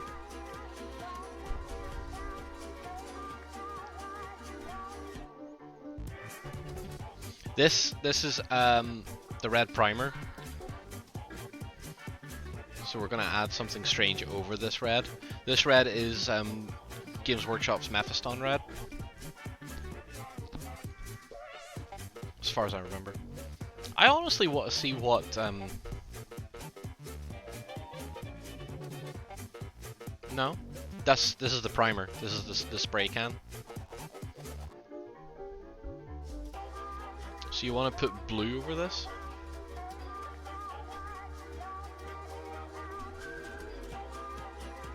Yeah, I was thinking it would turn it a bit dark purple. I want to try a complementary color. I would actually like to try a Blood Angel's red over it. So I'm gonna overstep you here, Amanda, a little. I want to use the red and the yellow guy for complementary colors, so people that are using like Army Painter primers and stuff have an idea of what contrast paints will work with the particular color. So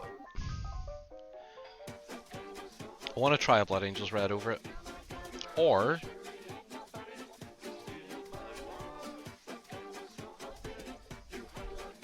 do we want to try a brown or a yellow over it?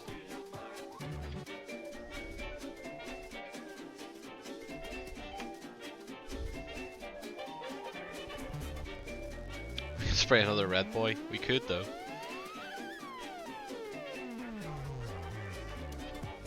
Ah, screw it. Whatever. It's Talisar. It is.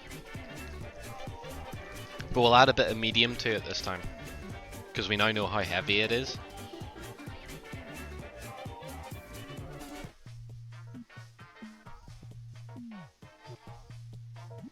Right, where's my medium? There it is. Skeleton Horde. Do you know what? Let's try Skeleton Horde over the yellow.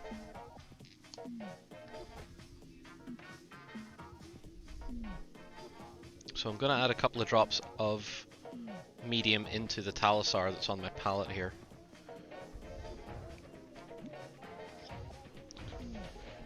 And let's see what happens. Yeah, because the Talisar on its own is just too heavy.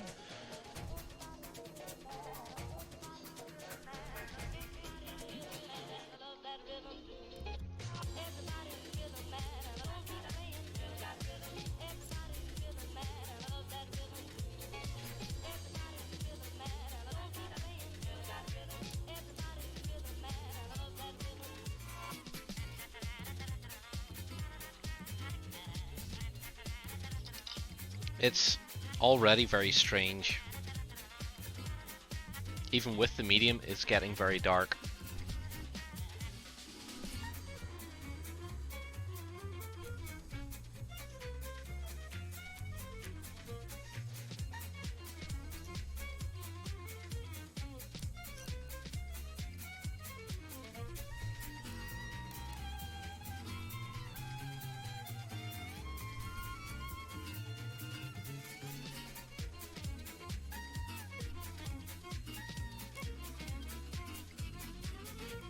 I can honestly hear Roman telling me that I shouldn't be using blue on this at all. I should actually be using purple over a red because they're two complementary colors.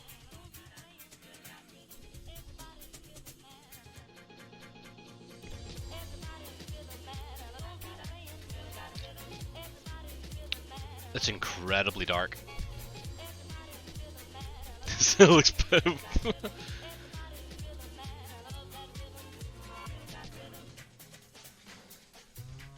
Yeah, I'm not sold on this one, Manda. I think the blue settling into the corners is just adding a very strange shade to it. It's very dark. Yeah, I agree. Let's let that one dry and see what happens. But I'm very uncertain on it. Right. Next. Yellow. Let's try a brown. Didn't turn out how I hoped. Fair enough. Let's try something on the yellow. I'm gonna readjust this camera because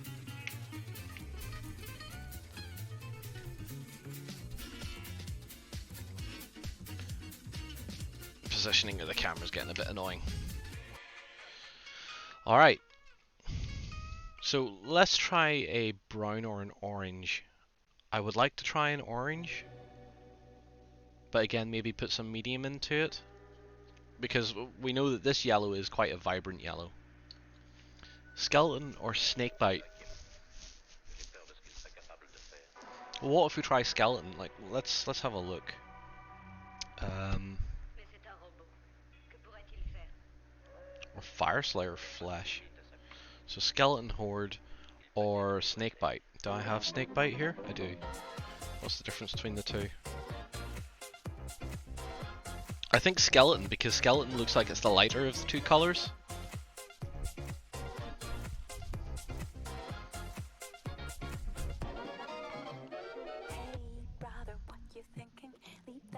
You want me to try it? Right, I'll try a bit of purple on the base. Yeah, sure thing, Robert.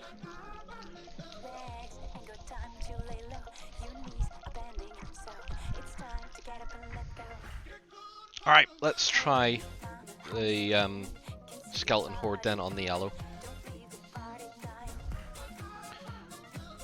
See what it looks like on the palette. It's going to be another watery one, guys, so...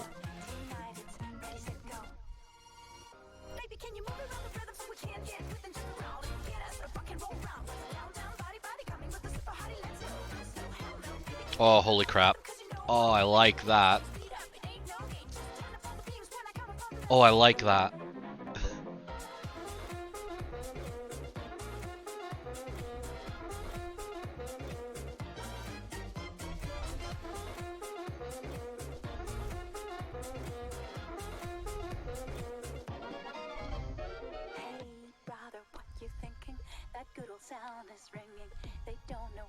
And because it's a thinner one, that is settling ridiculously nice. This is Skeleton Horde.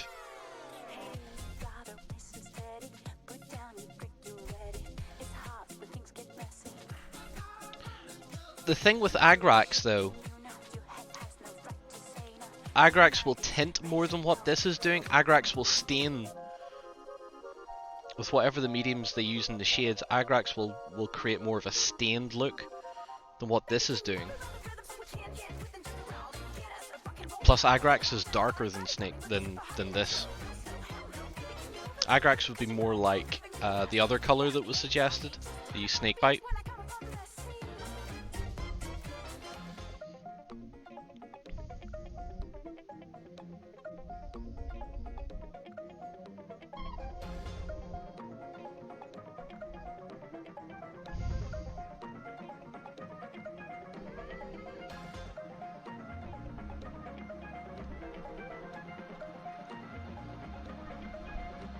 Having said that, if you want to try it, you could mix a little bit of Agrax with the contrast medium.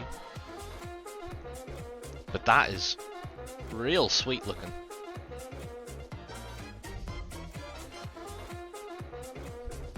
And what it's doing is it's making that yellow a little bit richer without tinting it too much to make it look dirty. And that's again another thing I would say about Agrax, is that the Agrax will make it look a lot more dirty than what this is doing.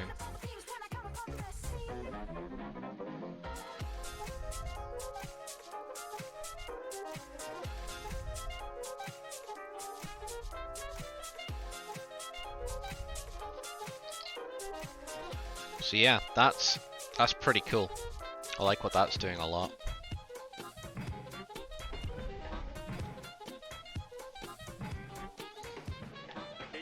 could potentially get the same result out of Army Painter washes, but Army Painter washes, again, like the GW washes, they tend to stain a lot more. They're more susceptible to creating tide marks on them. Hence why a lot of people in the comments on the post have asked about putting a gloss varnish on something first, because they're still in that mentality of that washes will leave stain tide marks and stuff like that, whereas the contrast stuff, as it dries, it's trying not to leave tide marks. Obviously my first attempt with the reds did, because it was applied too carefully. Slashing it on, or sloshing it on, is allowing it enough material to be on the model so that as it dries it doesn't tide mark as much. All the pigment has moved before it's got to that point. That's my interpretation of it so far anyway. Right, you want, Robert, you want purple on this? So what, do you want the thin Magos purple? Or will we try, there's another one sitting around here somewhere. Where is it? I literally did see another color that was like it somewhere. Ah! Yeah, shyish purple.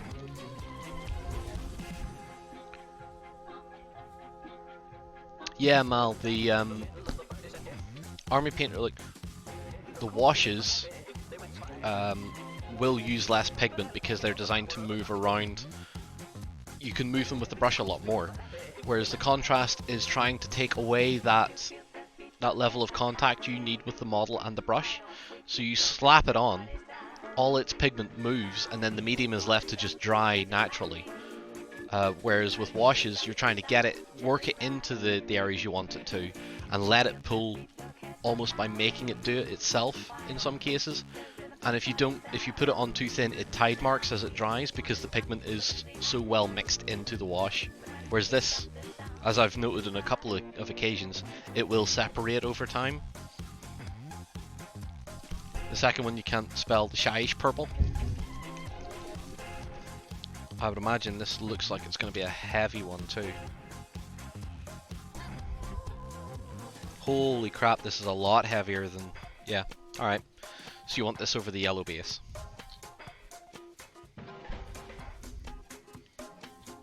Alright, let's give it a go.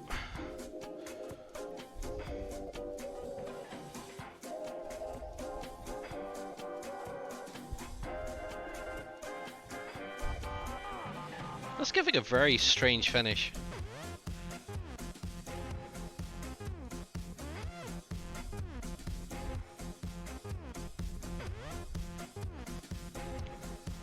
Not sure what I think of that.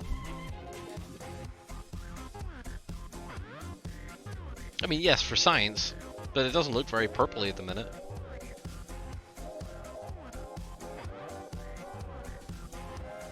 No, it doesn't like the edge of the base, does it? But again, do you know what? There's a perfect example of how this paint is trying to behave.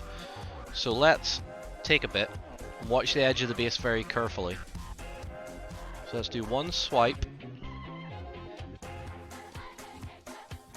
Let's do another swipe actually. You see how the pigment moves? And it's moving away from that top edge very slowly. So what it's leaving behind is the medium plus a little bit of colour. So when that dries, it'll dry in this more faded look, rather than a wash which will dry in a tide mark. And you can see up here on the shoulder of the Armorine how the pigment has settled as the medium has started to dry, and it's not tide marking as much, again because of the application method of being heavy and quick.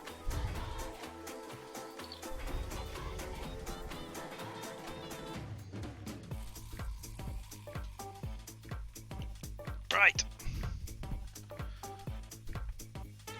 So we're happy with Skeleton Horde over a yellow primer. That's cool. That's a very effective Imperial Fist scheme. Looks like watercolors. Yeah, it was worth a try, Robert. We're all, well, I'm learning at this as well, so. What shall we do? shall we try our multiple layers priming? And I want to try something nice and vibrant with this guy. I want to see how these fades work. Like this zenithal sort of paint work goes down.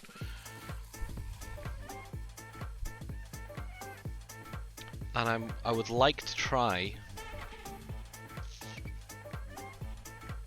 Do you think you could blend with these? You probably could. In fact, if Irish Steve is still in the chat, what would you think of trying out a burnt metal? You know, like you taught me with the gun barrels on the Titan? You could probably do that with this stuff pretty easily, I think. Want to try a Blood Angel's Red? I'd like to try a Blood Angel's Red.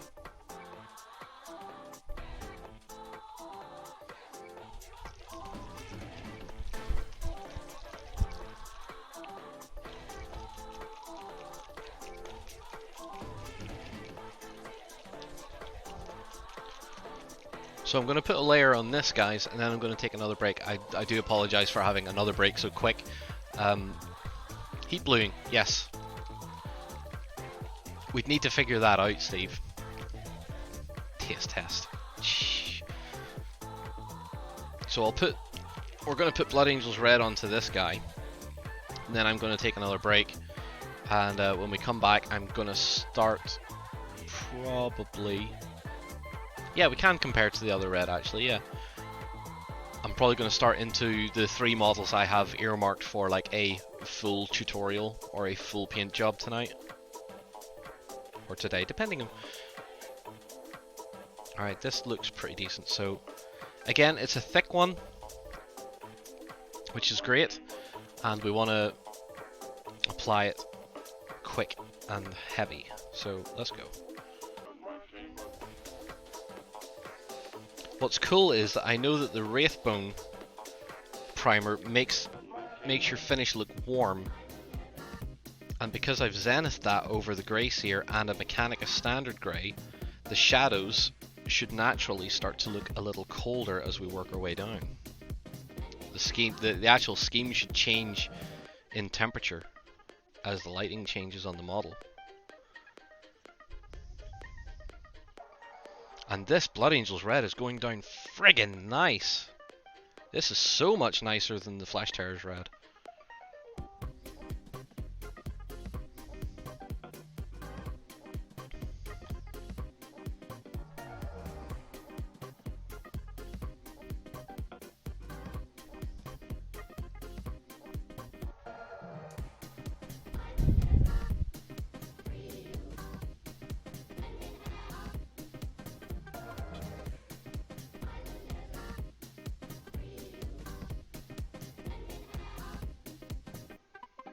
It's even allowing me to be a tad more careful with the application, and it's still sitting real nice.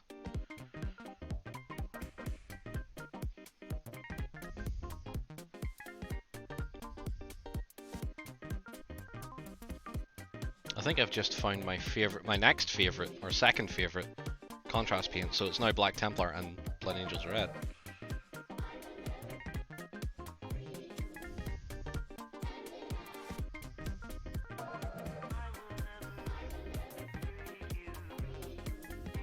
Yeah, this is the more forgiving out of all the paints we've tried so far.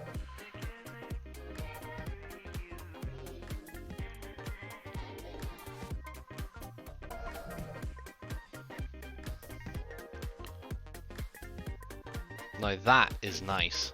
That is a really cool finish. Rumble, this is going over a miniature that was primed in Mechanica Standard Grey, then Zenith with Grey Seer, and then a top-down hit of the Wraithbone spray as well. So it's got 3 colorations moving from top to bottom: hot to cold, or highlight to low light. And I love how this is looking. Looks like John's doing Blood Angels again.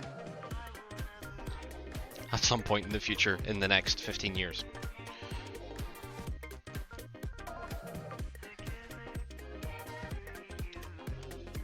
I wouldn't say the zenith has been a waste of time just yet. Let's wait for it to dry, because I know that I can see with my eye the changes, the variation in the tones. So we'll see. I'm going to leave you with this one to dry this time instead of shoving the Nurgle Marine in your face. 20 years minimum. Yeah, Lozzie, I know. So again, I'm going to be back in about 5 minutes, guys. I'm just going to let a few of these things dry, get a bit of fresh air, and I'll be right back with you. Going to leave the music running.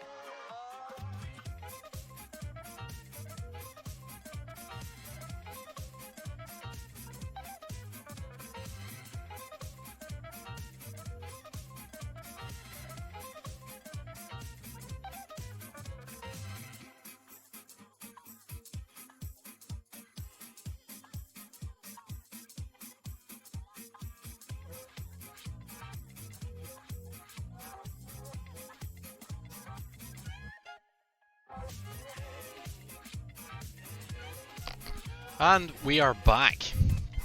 So, our Blood Angels Red has had a bit of time to settle. And here's where I was saying wait until it dries to see the change in tone. You can see over the shoulder, like, we actually have a light coming down on top of him, and you can see the shadows very clearly as well.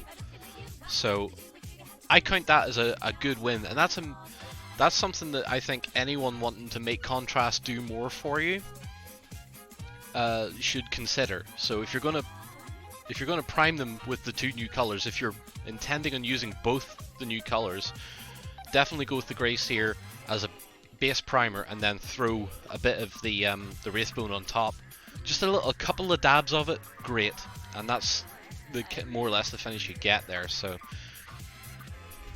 I think overall, this Blood Angels Red is my second favourite paint, and combining it with this bit of Zenith from both the new primers, or both the new undercoats, whatever you want to call them, has worked out really well and enhances that feel, that effect that the contrast is giving you.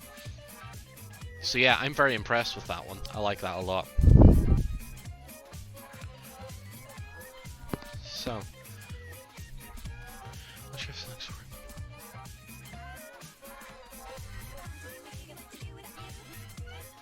Yeah. All I need to do now is like do a little bit of trim work, a little bit of gold work. This model is ready for the table, and that wouldn't take very long at all. You can traditional paint it, or you could continue using the contrast method with the base colors and do a bit more. But at the minute, I think that's cool. So there is a Warren has walked into the studio. Come on over. 2 hours in, dude. 2 hours in. See how it's going. We need another chair. You need another chair. I'll get out of the chair. Let an old man sit down. Would you like the headset? Oh, I've sat in some chairs, man. Right. I don't need a headset. These people will hear me. Yeah. Oh, look. So this is the Zenith one, with a heavy coat of Blood Angels Red over it. So pick him up. I'll drop him if I pick him up. Pick him up gently then. Do you see the shadow underneath the shoulder and working down the side? That has worked really well. Yeah? That has worked really well. So that's initially primed with Grey Seer. Yep. And a Zenith with an overall dust over the top with the Wraithbone. Did you do both with the spray can, or did yes. you do it through the airbrush? Spray can. So with an airbrush we could potentially get even more. You could tighten up your highlight, yeah. Here, that's not bad. Yep. Sorry, dudes.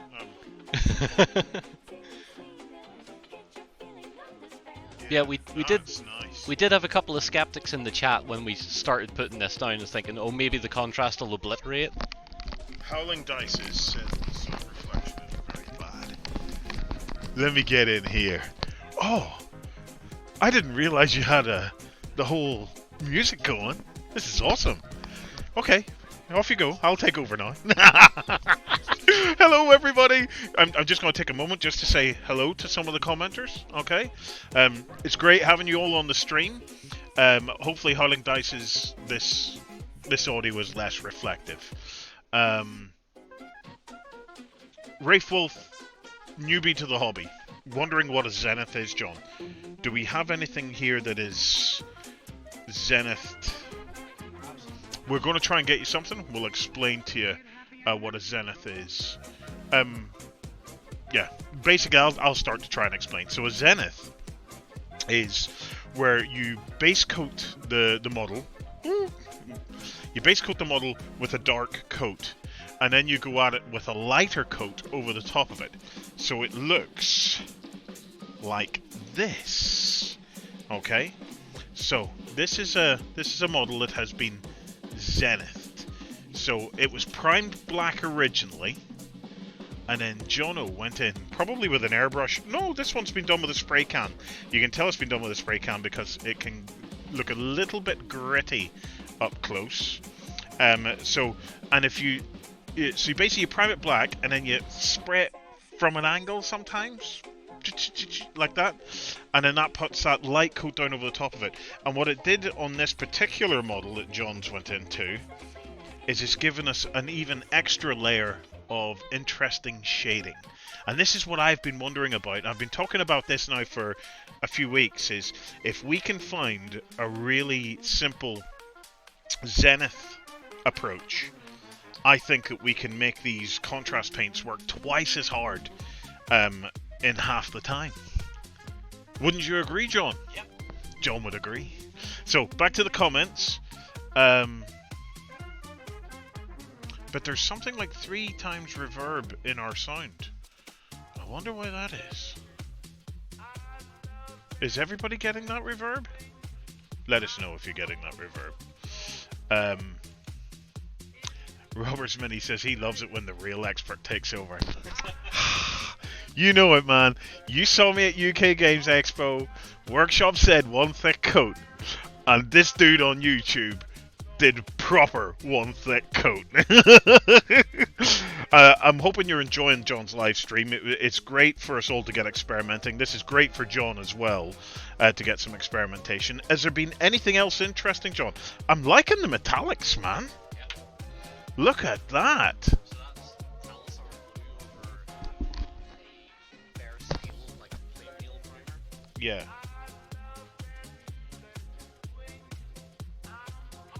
It's quite interesting over the metallic coat, because you do get that coloured metallic effect.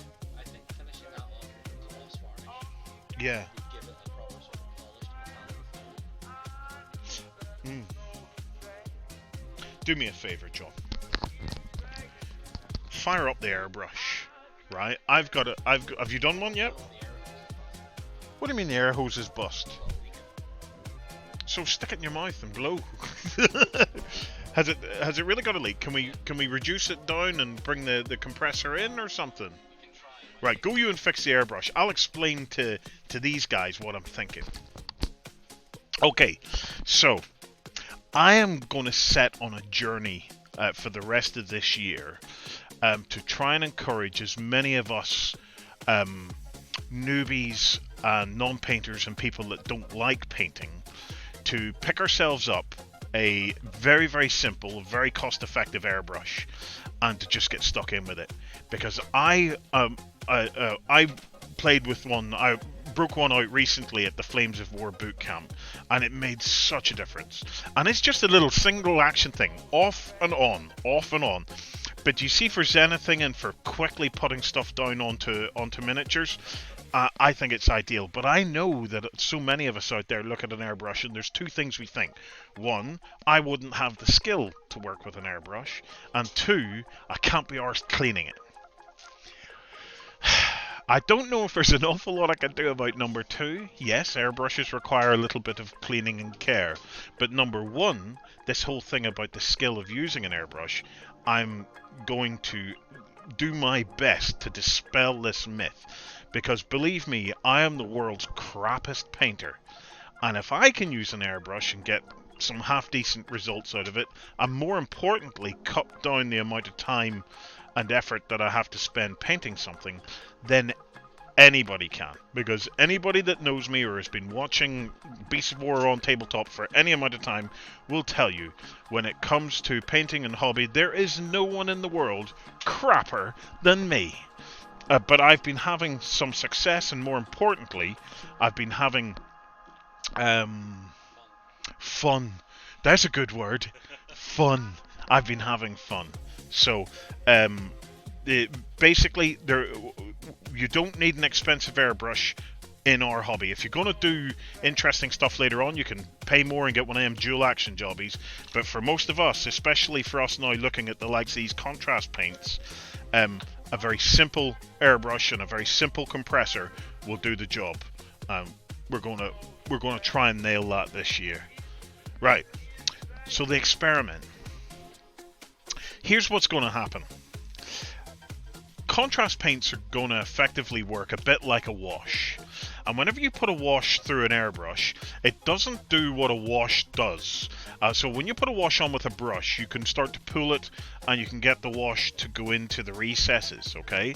When you put it on with an airbrush, if you put it on very light, it acts more as a kind of what would you call it? Like a shade or it basically just gives you a very fine coat of color. Okay, but it's nice too because what it actually does is give you a nice flat coat. So one of the experiments that I've been at John about is it would add 2 steps. It would add an extra step. Yeah, a glaze. Thank you, Audio Weasel. A glaze is exactly what I was kind of looking for. It'll give you a nice even coat of color over the top of the whole thing. But one of the experiments that I want John to undertake for me is it would add an extra step. But one of the problems that I've had with the contrast paints is it still pools in places. So I'm wondering if we put an initial coat of color on with an airbrush to get a nice flat color, and then go in with the same color with a brush and start to work it into the recesses and the places where we want the shading, do we get a slightly, do we get slightly more control over it? To be saying that, I'm quite happy to take a big brush and slap it on, as you have seen in my UK Games Expo stuff. But if there is a way of achieving, I don't know, a more nuanced effect, I'd like to see if we can do that. Jono is stripping airbrushes furiously here. Did you get the hose working? Yeah? Did you use your super lube on that? John recently got me to place an order for extra super lube. And I did. Oh yes, I did. Right, are you ready, John? Are you ready? Because everybody is gagging for to see what you and your super lube can do. I've never seen this man under so much pressure. Do you know what? I can do this. Look at him! Look at him! John, are you panicking? You weren't expecting me to come in and throw a big spanner in the works, were you? Well, it's what I do. So, yeah, do you see this channel name becoming an issue in the future? What channel name's that? I can't see the channel name, so I don't know what channel name it is. So, let me go through the comments. So you're talking about airbrushes, yeah.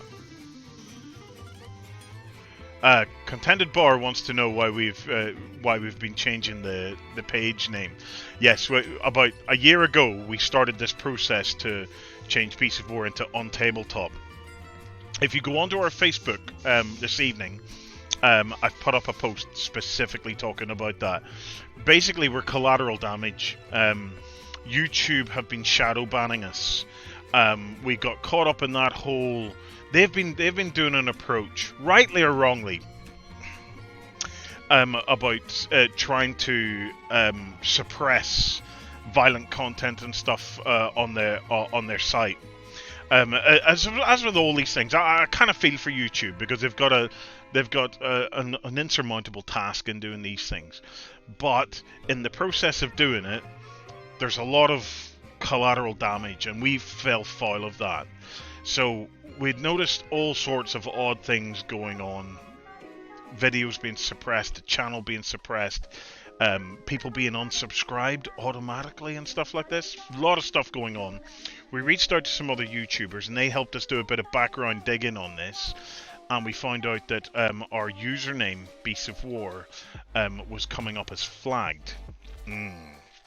We then thought, well, we'll run some experiments, and we tried to use the YouTube ad platform, and every single advert we placed on it got banned automatically.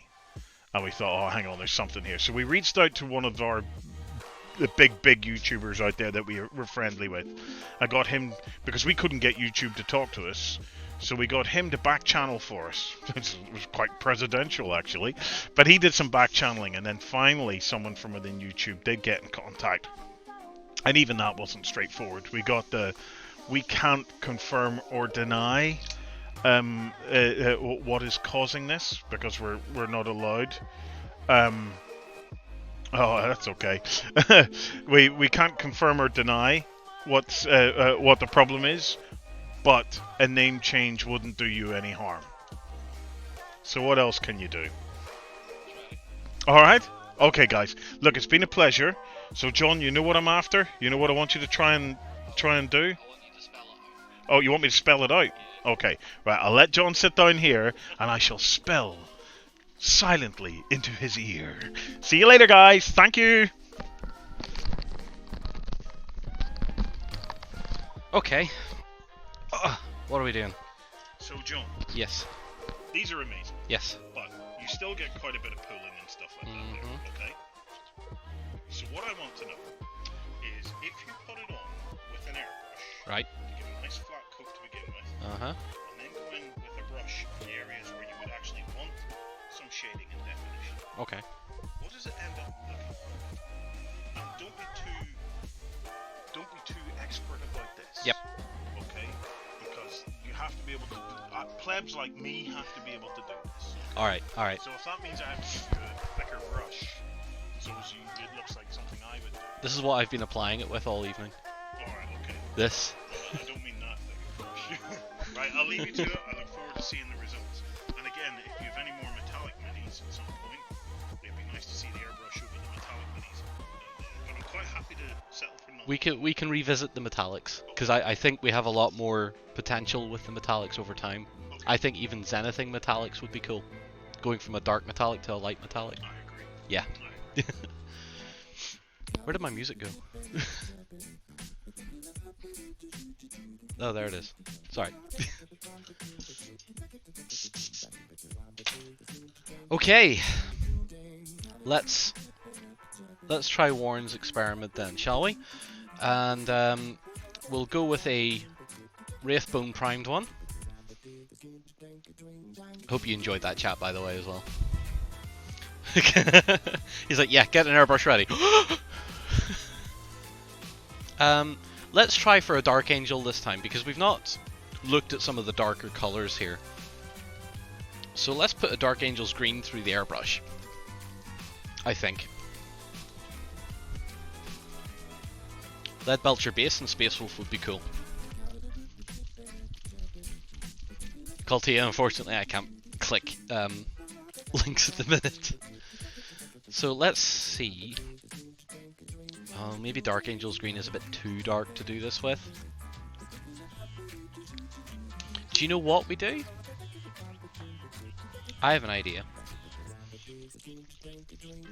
Let's airbrush this, but let's shade with Talisar. I think might work.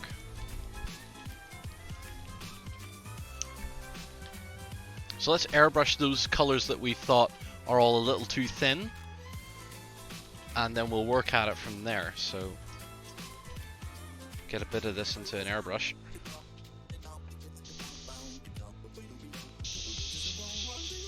Alright.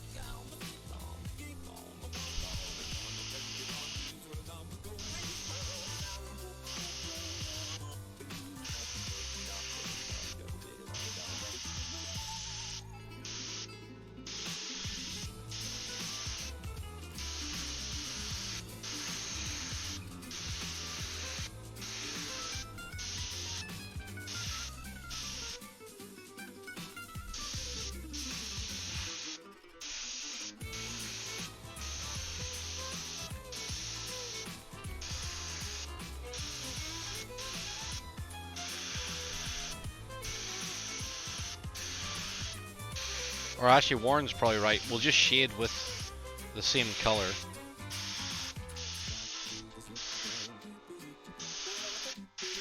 As he said, don't get too clever with it, so we'll not.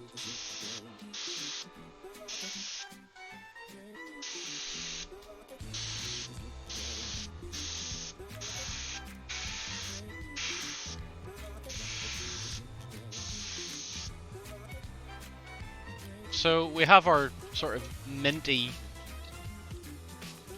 bluey green marine. I'll empty the airbrush out, put some cleaner into it and let that sit for a while.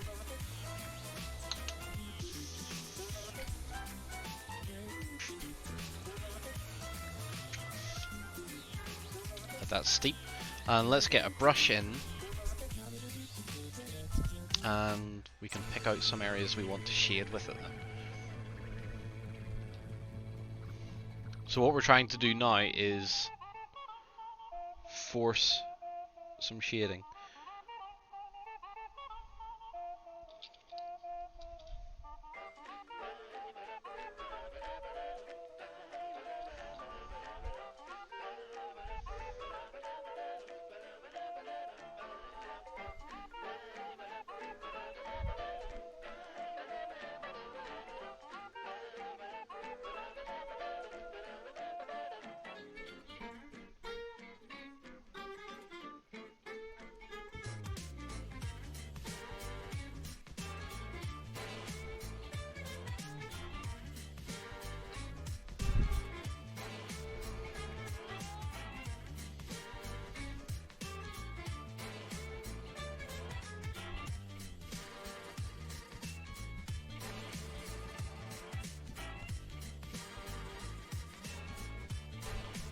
This feels very much like something I'd expect to see in a hospital now.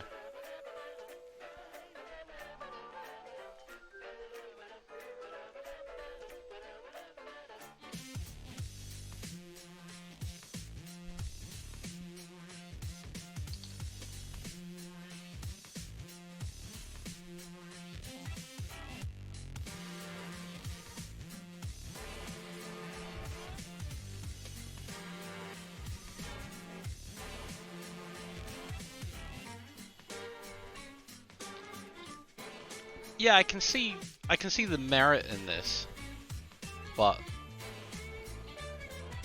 it does add an extra step. That's the problem. That is the issue with it. It is adding an extra step. And it's a step that you maybe don't necessarily want to do, but I do see the merit in it.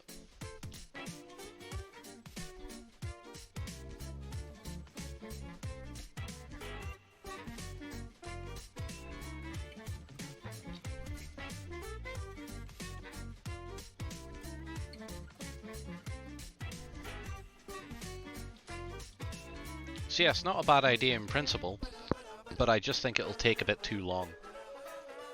So I'm not sold on that idea. It's not a bad idea, it's just also needs an airbrush.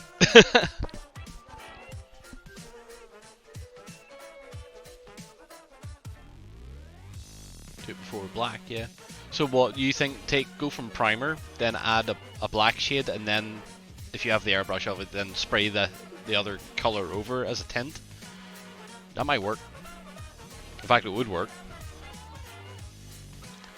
See, that's what I'm thinking as well. I mean, it's what it is potentially is a way for a more experienced painter or someone that wants to add a bit more time and effort into it. It gives them another option. It's something else they can try. Again, not sold. Right, so let's have a look actually, because that Space Wolf Grey has turned out rather nice, even though that is a very heavy coat. It looks very much comic booky, quite like that. Now the white with the Apothecary white, yeah, I'm still not sold on it. Treadhead John, yes, it's another tool in the box. Which is exactly what this whole contrast stuff is. It's another tool in the box. Inexperienced painters will be able to use it as effectively as a more experienced painter, and that's exactly what they're hoping for. I'm still loving how that Blood Angel turned out though. It's a very sweet finish. So yeah, we'll look at that in the future. Now, it's now 8:30 UK time. We now have an hour and a half to play. So I have 3 miniatures that I want to basically take to completion, and I'll show you what I've got. So first up, we have a standard Cadian Guardsman. We have a Necron Immortal and a Skink Star Priest. So, for the next hour and a half, let's see how many we can take from these three to completion. You know, to a tabletop ready, or what the Games Workshop call battle ready. Alright, you want a quick look at the other drawing ones? Okie dokie. I'll move these minis out of the way. So our Aethermatic blue over our silver. That's still not bad. That's still not bad. Quite like that. So I'll move him to the side a bit here. Our Talisar blue is definitely my favourite so far.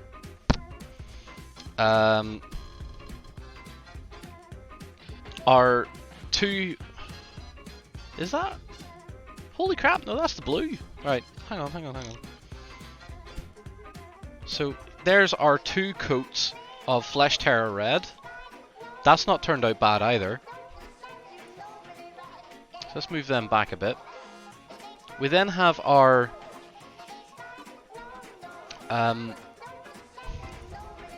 this is our our freak, our Manda freak has turned out rather well actually. It's very, very dark. I'd say that's more like a Flesh Terror's sort of finish. A very dark crimson. And the blue has settled very dark as well, but has no purple tint to it. Say Livy. We have then the Black Templar, which is definitely my favourite finish out of the lot. It's the most effective looking. So that is our standard mechanics grey primer with Black Templar slightly thinned. At the end it was pretty much neat, but it's turned out really well over that primer and looks very effective. We then have our single coat of Flesh Terror's red over the Wraithbone, and for whatever reason that is really just pulled away from the primer. I'm not very happy with that at all. So yeah, not happy with that. We have our pink, which is okay. It's a bit too... It's hard to describe. It doesn't feel right unless we see the other details on the model painted up too. Then it might start looking like something a bit more interesting. So let's move that to the side. We have our Travesty of the Night, which is what I'm going to dub now the Superior Nurgle colours. Because that's just how I feel about this. That is the Superior Nurgle scheme that you all hate. Yeah, the pink needs to be on something organic, absolutely. Baby Poop Marine! I think my other favourite one of the night so far, if I move Baby Poop out of the way, has been our Imperial Fist. And that's the Skeleton Horde over the yellow primer. So that has turned out rather well. Now the purple on the base didn't. Again, say la vie, it didn't work so well.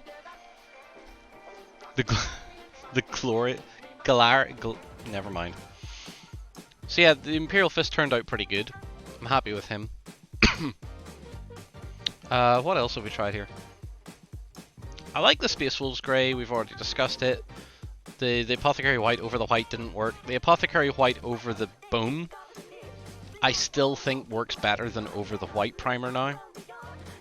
I'd be more convinced by it edge highlighted with white, because you want the illusion of the model being white without actually painting white, so it might work with a bit of hard edging.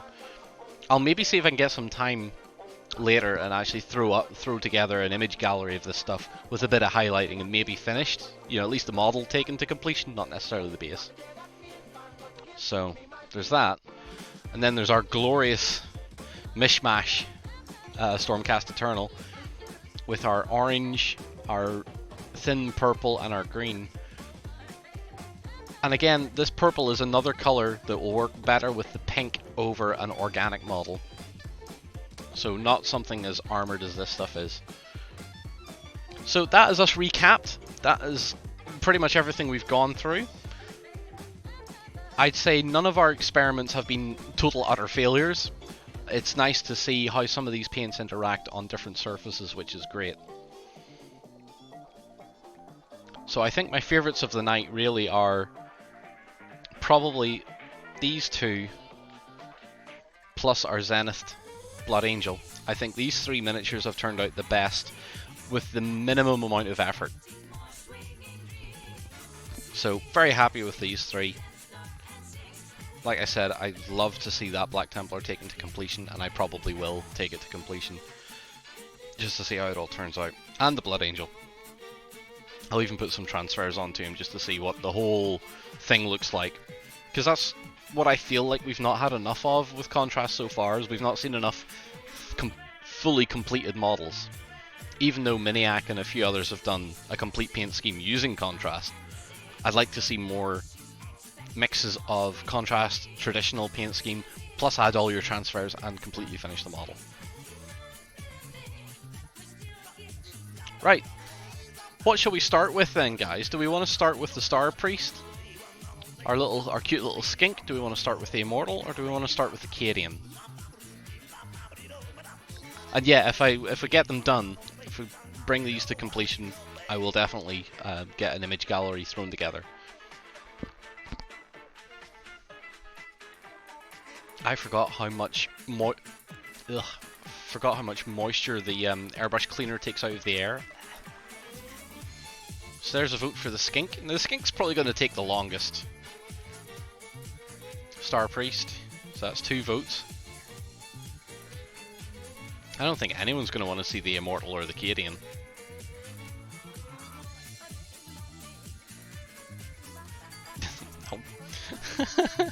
Skink, Skink, Skink, Skink. Okay.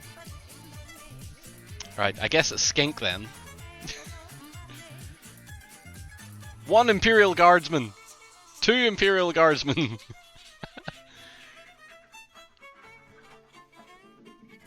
Right, so he's now into 2nd place. The Necron should probably be primed in metallic. The Skink is going to be the most colourful. You're absolutely right. So let's move the other 2 out of the way and let's get started on our Skink. Now, 1 for Necron. Cadian. We're going to start with the Skink. So what way I want to approach this is to get all his skin done. Then probably the feathers. Necron in metallic with Black Templar. Ooh. That could be interesting. Yeah. He's got stone, he's got feathers, he's got a little bit of gold or bronze or something like that on him, so... Alright, let's try the Skink then. So... I think I'm going to start with Pterodon Turquoise. We're going to shake it and have a look and see what we think of it first.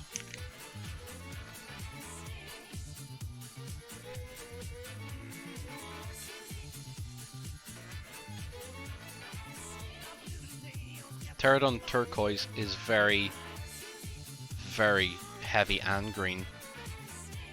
So maybe not, because I kind of want the more blue. So how about...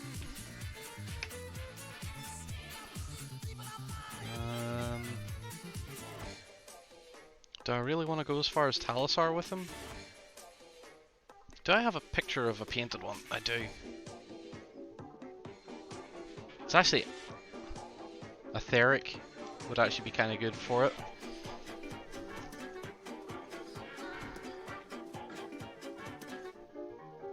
Yeah, they can do that. They can flow into each other quite quickly.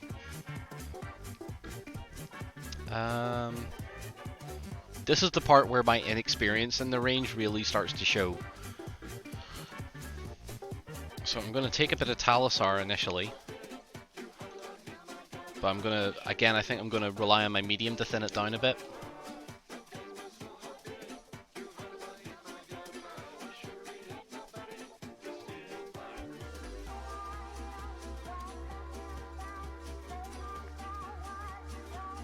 I've not tested any resin models.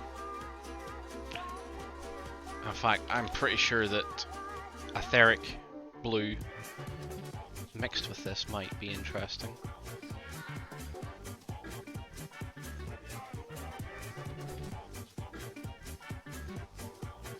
Alright, Etheric Blue with a little bit of medium.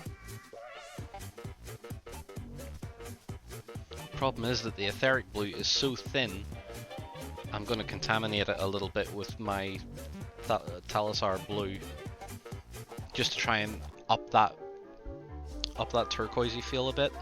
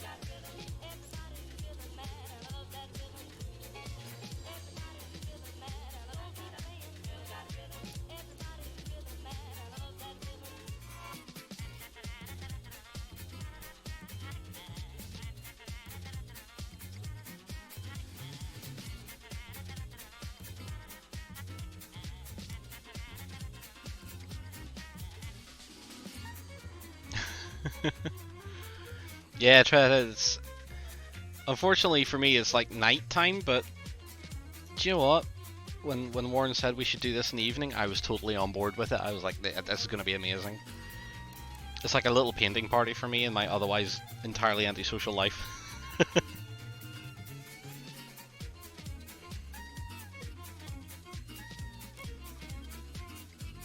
And yes, I know people are going to be going, "Ah, John, you're being too careful with it again, man. You just need to slap it on." It's like, yeah, but if I want it to dry in any reasonable time and have a hope of actually finishing a miniature, then yeah, I've got to compromise somewhere.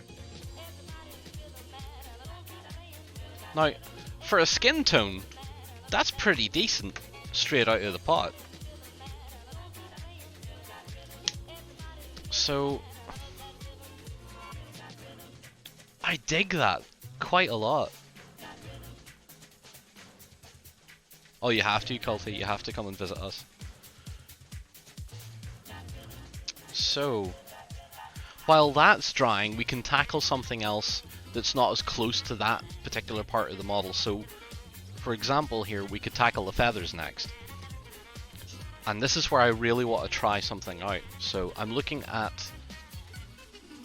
my torn up Skink, and he's going orange, yellow, and then a turquoise and a green by the looks of it. So what we want to try and do is go for that mid-tone, the one that isn't too light and the one that isn't too dark.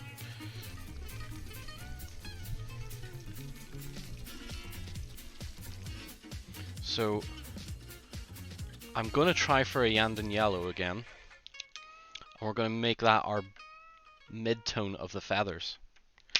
And let's see how that works out.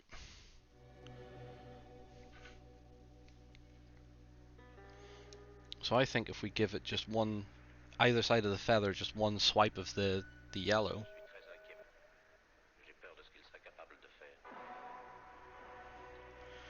Then we let it settle.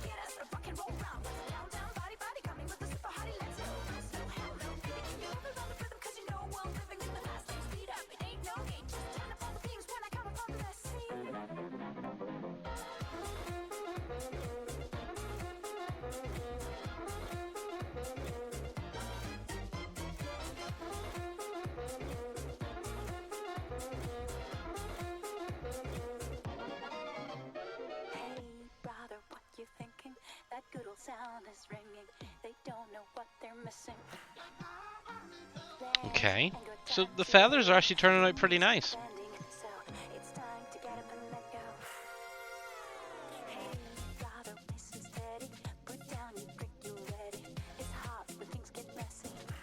I've noticed I've just missed a bit of that initial blue.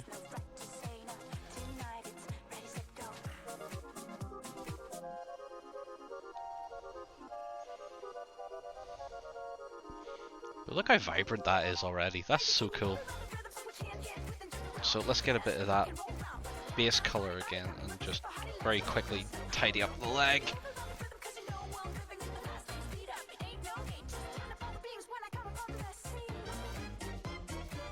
And you know what? That you guys are right. That yellow might actually mix well with that blue. But what I do want to try now is touching the base of each of these feathers with an orange. And we're going to try the Gryph-hound orange. Now the Gryph-hound orange, we're probably going to just leave it at that, at the base of the feathers. We don't want to go too overboard. And I want to do it while the yellow is still wet, just to see what happens.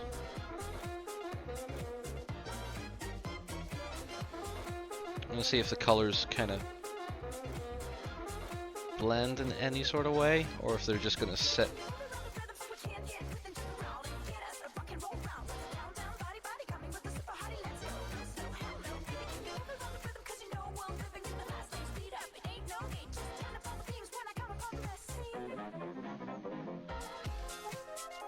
I know that some of this will already be dry, so...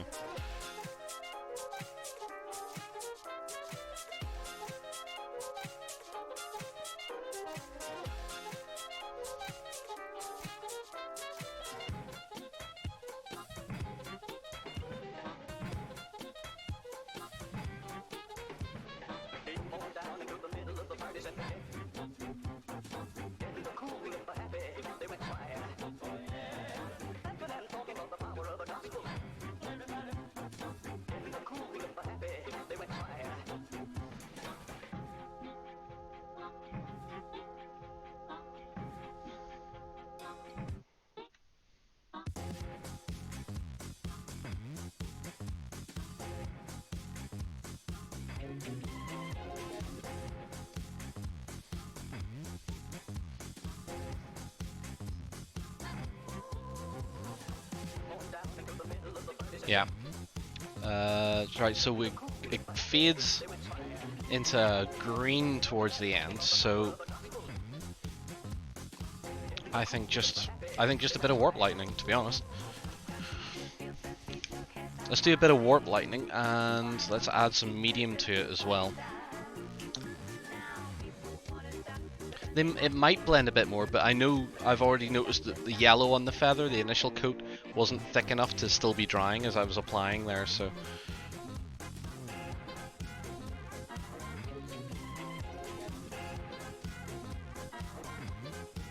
So what I'm going to do for the green tips of the feathers is heavily thin it, and then yes, we're going to apply it with the model upside down and see what happens.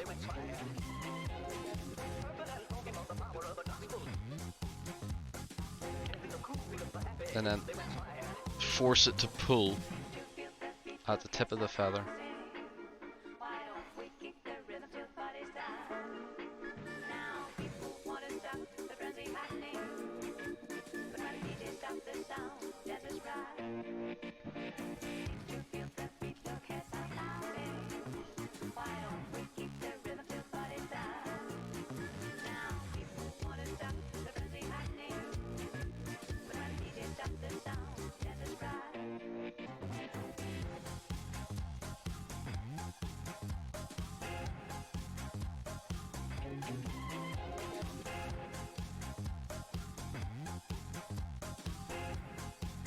What we can do is this initial coat of the green and then go in with some of the stuff that's completely neat without any medium mixed into it, and then just dab the very tip of the feather with it.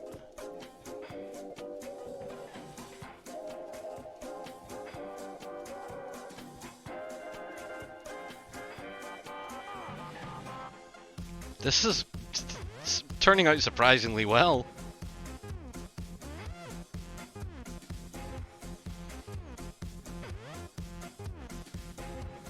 This little guy is looking so colourful now.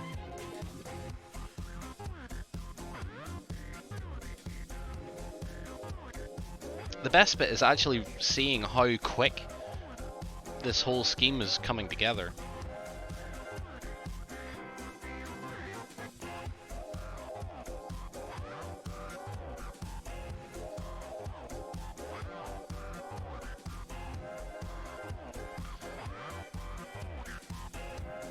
Yeah. That's pretty colourful so far.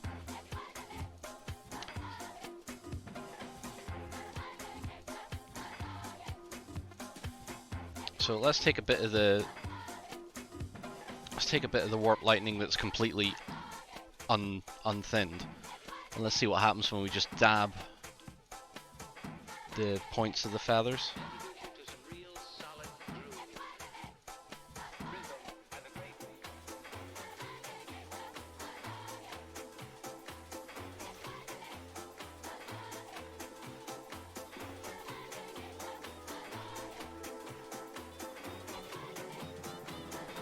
Sort of trying to load the end of the feather with the green and see if it wants to work its way down.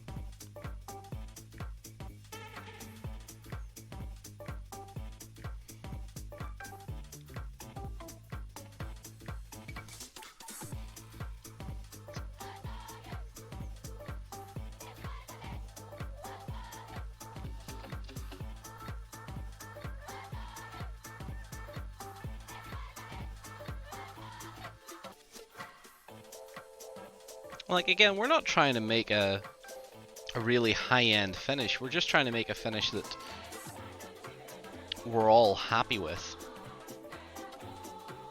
You know, or that I'm happy with, you know. As this is my model and I'm painting it, I want to make sure that I'm satisfied with the finish with as little effort as possible, hence the whole let's paint with contrast thing, and see how well we get on with it. So, this is the thing that drew me to buying the Star Priest in the first place before the stream started. I was like, this guy could look amazing with contrast paints. He's got so much colour.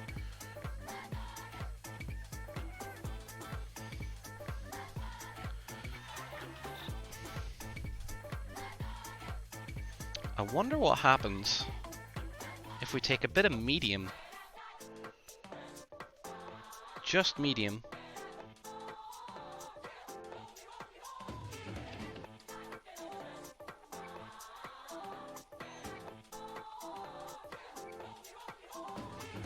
just dab it on the feather.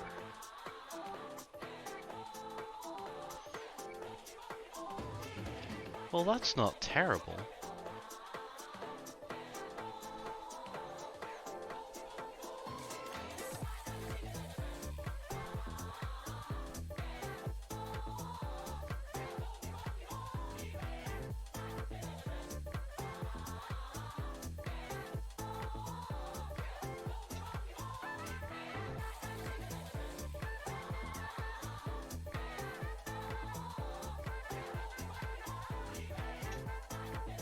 Well, it doesn't really work that much. It doesn't do very much for the overall effect there, but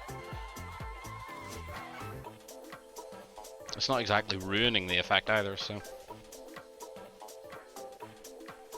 What I'm going to do now is I'm going to add a little touch of our green to a little touch of the base skin color and a little bit of Talisar blue, which is still wet on the palette.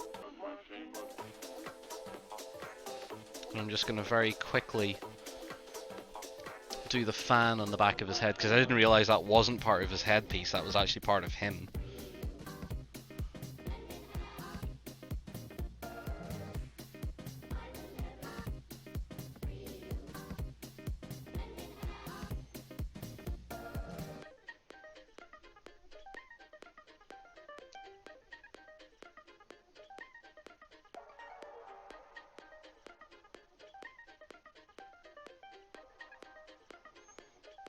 Alright.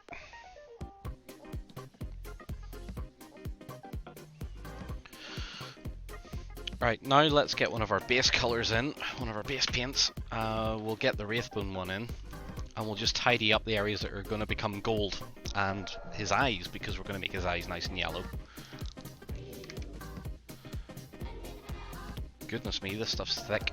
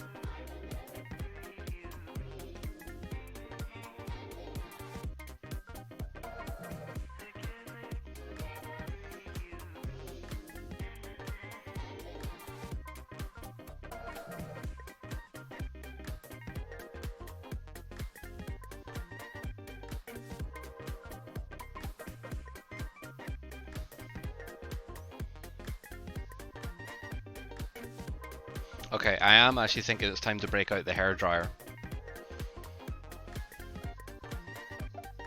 So you'll have to excuse me, I'm going to mute my mic while I run the hairdryer because it's obviously quite loud. So, whoops. Excuse me a couple of minutes, wherever my mute button is.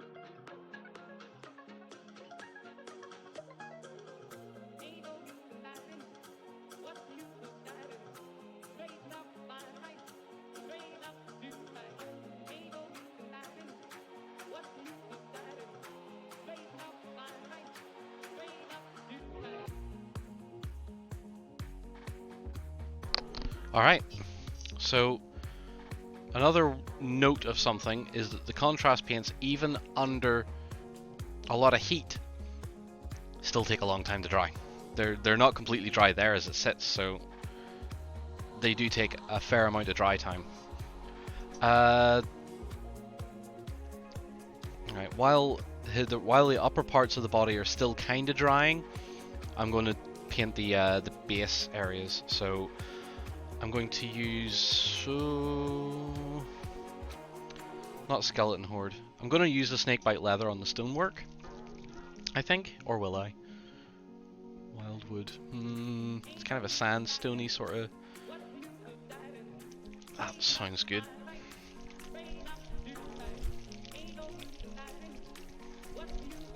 Want the base to be a bit darker than he is, obviously, because, you know, he's so ridiculously high contrast. I don't want to lose any of that to the base details. So we're going with Agaros Dunes, which seems rather interesting.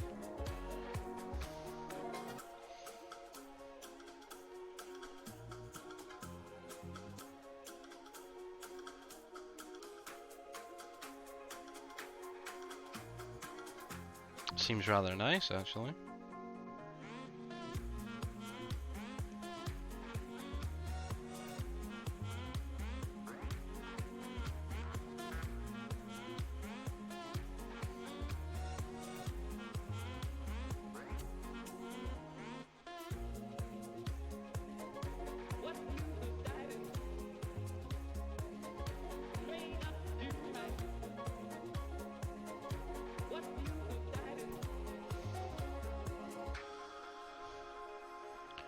You know, I probably could work on all three minis at the same time. While one's drying, the other two could have some work done to them.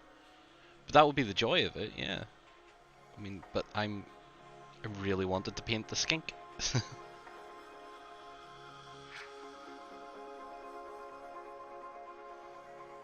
I've been eyeing this model up for like over a month now, to be honest. So I was looking for an excuse to buy it and use it for something.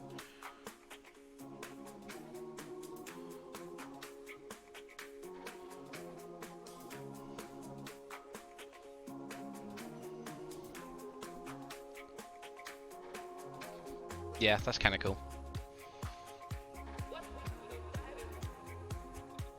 Alright, so we now need to find a... It is. It's lovely. Right, next. Let's figure out a colour for the gold, because I see that most of his green is dried. So, Agaros Dunes would have actually been quite a good goldy sort of colour, but hey-ho. So we have Elandin yellow. What about Nazdrag yellow? Let's see what that looks like. We have an hour left of the stream. Wildwood would be good for the staff. Okay, we will certainly try that. This looks like it could be a good substitute for a gold.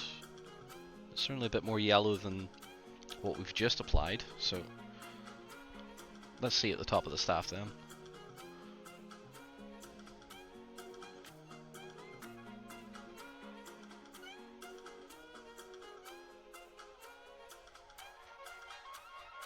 Yep, that's great for a gold.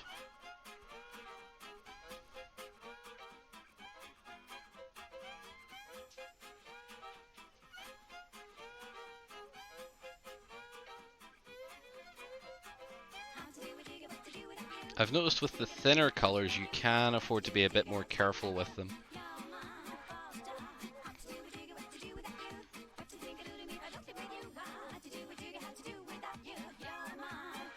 It makes me feel like the contrast should have been broken down into contrast base and contrast detail.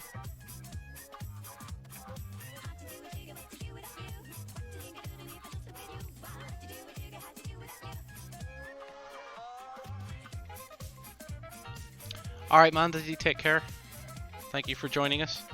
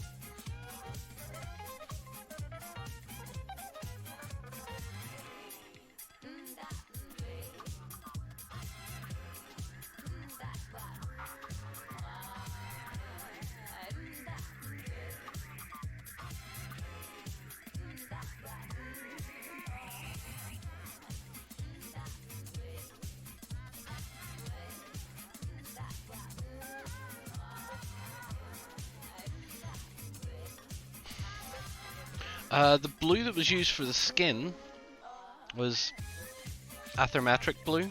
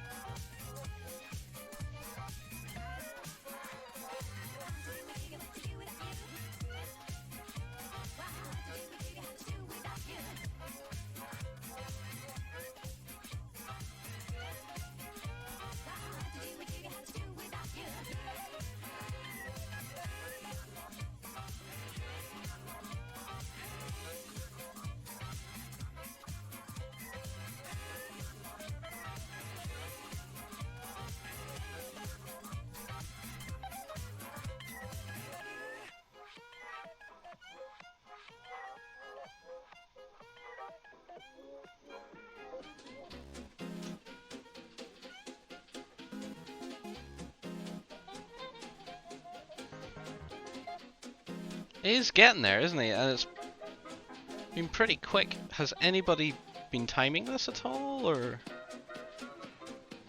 I'd be very curious to know how long I've been painting this one for.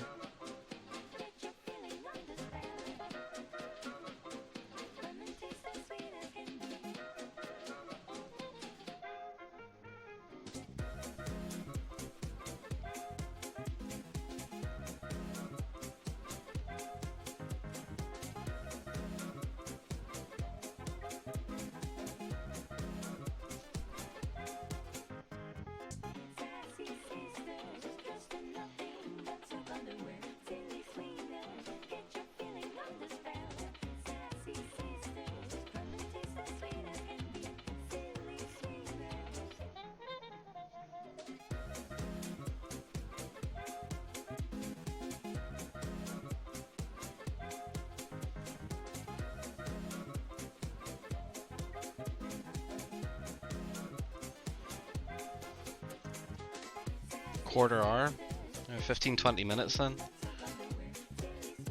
Cool. Well then, he's pretty much, you know, table worthy now. I think anything else I do on top of what he is right now, apart from the staff, is basically a bit of self-indulgence.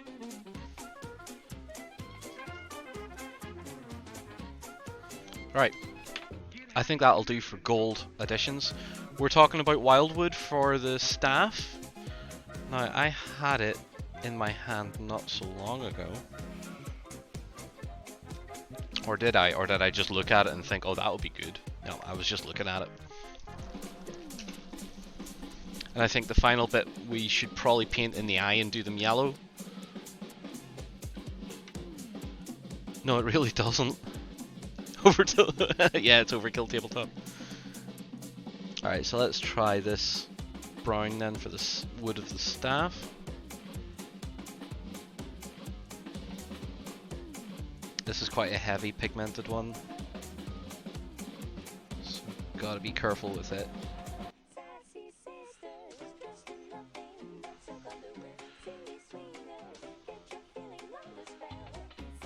I'm gonna do the string as well, or the rope from his fetishes.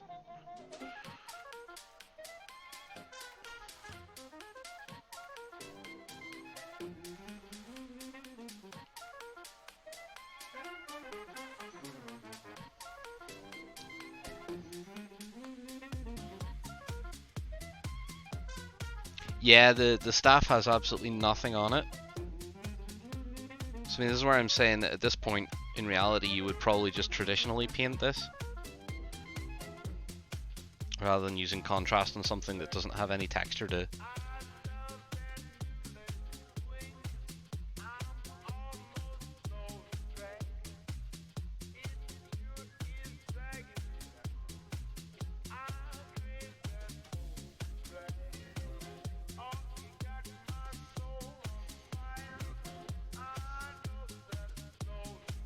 Not the neatest job in the world, but I know someone's gonna laugh at me now and be like, John, seriously?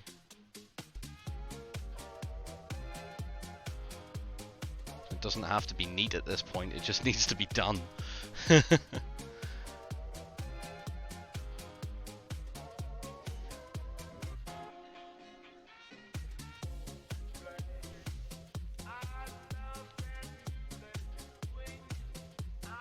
Alright.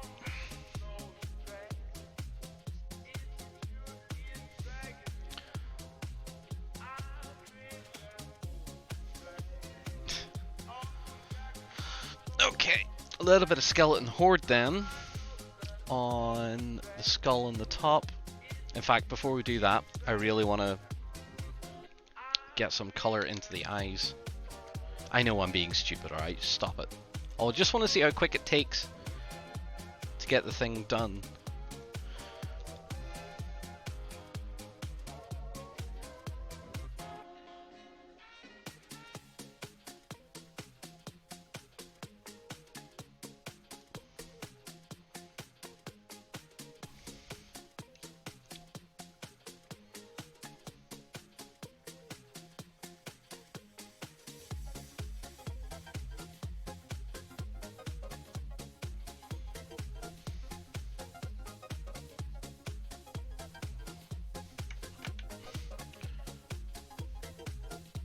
This is exactly it, Mr. Trolls.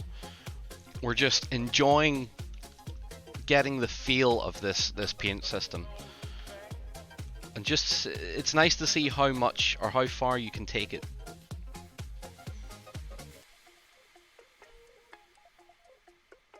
And what does it really do for a painter that has a bit more experience? As well as people that are new, you know, how far can you take this particular paint system? And I'm quite pleased to say that it has a lot of potential for newer people as well as experienced people. That's my opinion. And I do believe it's an opinion that's shared fairly equally with a lot of the other painting community that on YouTube anyway that has checked it out. So, right, we want we want. What colour do we want the eyes to be? Because there's a lot of yellow and a lot of warmth in him already. Technically his eyes are yellow, so let's just drop a little bit more Yolanden yellow in there. I'm actually going to thin it with water this time. And give myself a real thin, light yellow. So let's see what this does.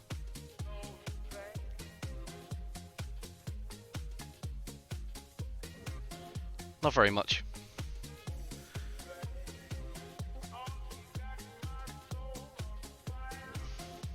That's fine, it's just got enough in there to say that there is a colour there.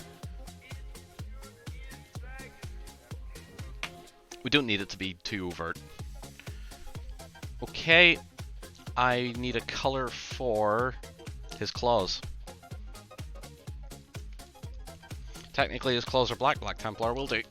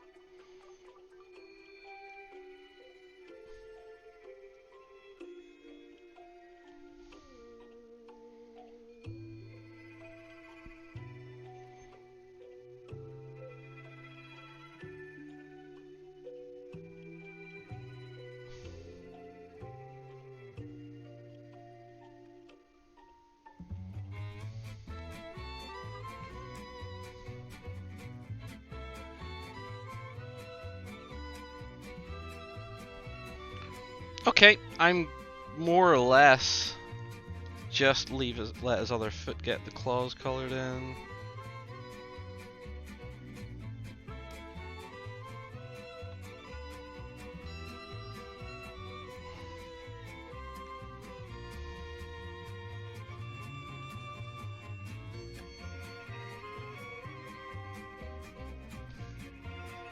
I'm gonna call him done. I think he's done. So let's get a better angle on him.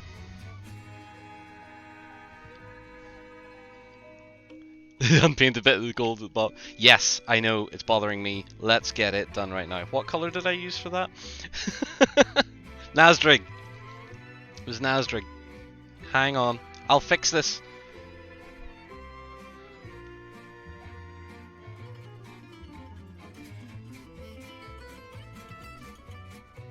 Boom. We all feel better now.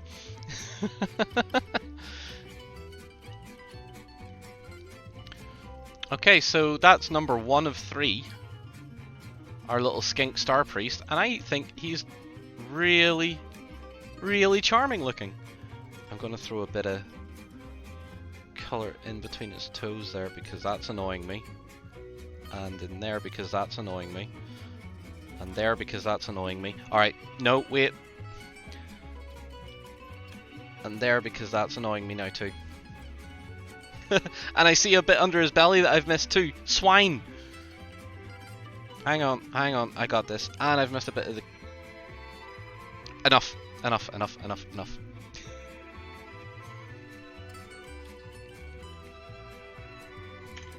Yeah, I think if you stick a bit of basing material on this, that's going to be a pretty decent looking little model for tabletop. He says. He is characterful, isn't he? Yes, I have to step away from him now. So let's move him to the side. And, right, let's get the Cadian done.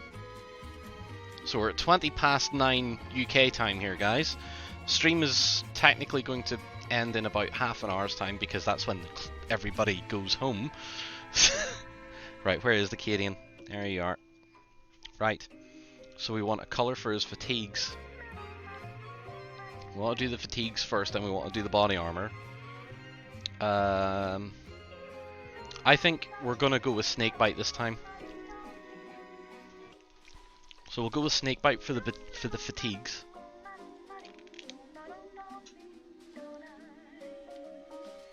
Cadian in 40 minutes. Cadian in 30 minutes it'll have to be. Let's see what snakebite looks like. It's pretty dark. It's alright, we'll chuck a bit of medium into it.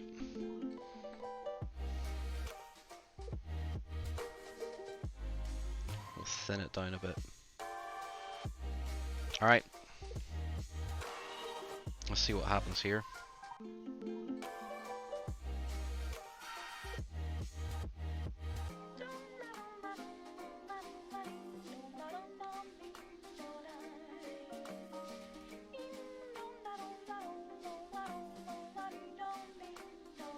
Definitely need a bigger brush, but at the same time...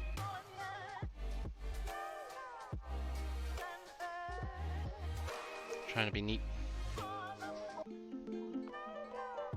Because if you're neat in your initial steps, it seems to be a bit more forgiving on you later on.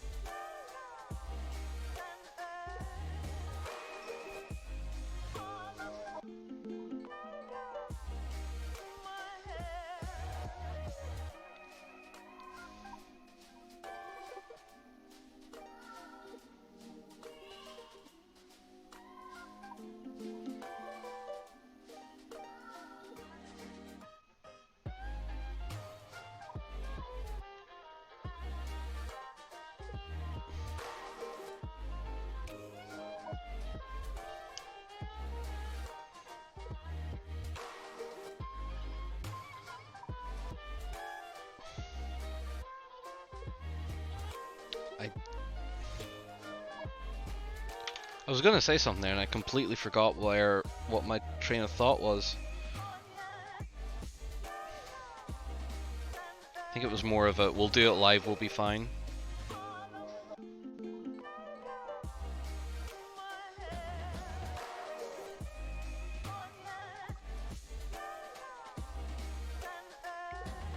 I do think, however, Snakebite was a bit too dark of a colour to pick for the fatigues. However, they're still not the worst.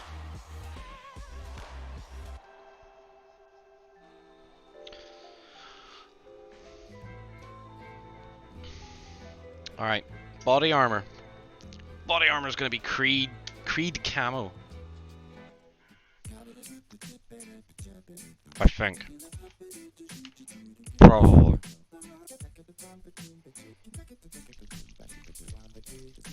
Yoff Dax, thank you very much for tuning in. Hopefully we'll get to do it again.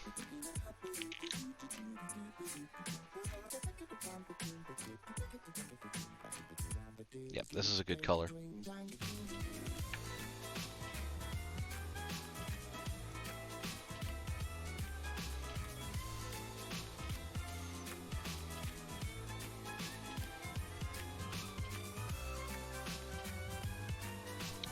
Actually would have been better without adding medium to it.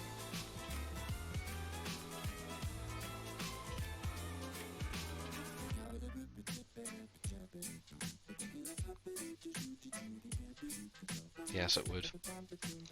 Just run it thicker than that.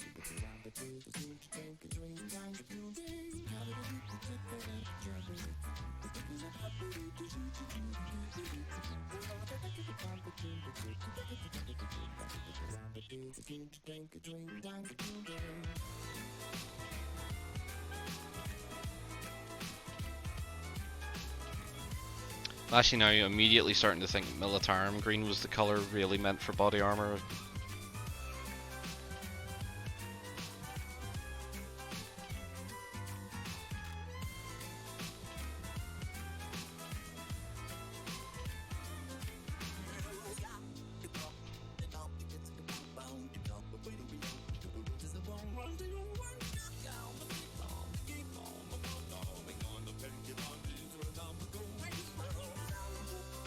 Because this stuff definitely does not sit as nice as some of the other colors we've used.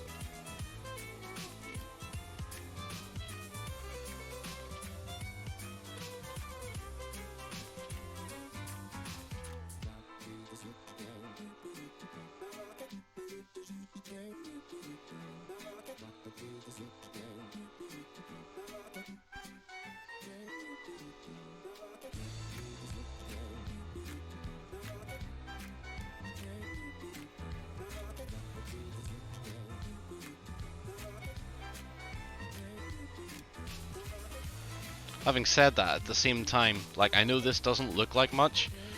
Well, that's because it doesn't look like much.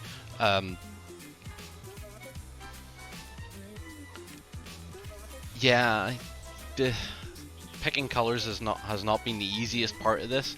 It's getting more used to the range. I'm not happy with the Acadian at all. He might be revisited some other time.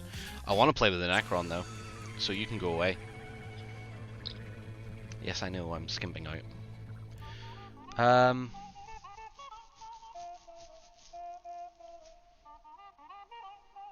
Let's just do something off the wall with the Necron.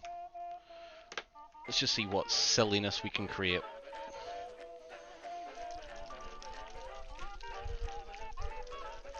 I think the problem with contrast is it's something that a lot of YouTubers have brought up a few times as well, is that it does not work very well on flat surfaces. Only 2 colors in the Acadian. He's technically battle ready. He has technically 3 colors on him if I painted the boots. I'm not happy with him. I'm not. The color choice didn't work.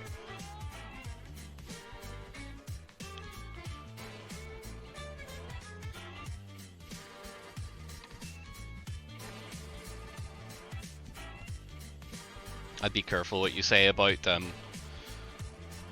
having so many Necrons to paint, because I'm going to do something off the wall, and I'm not sure anybody's going to like it. So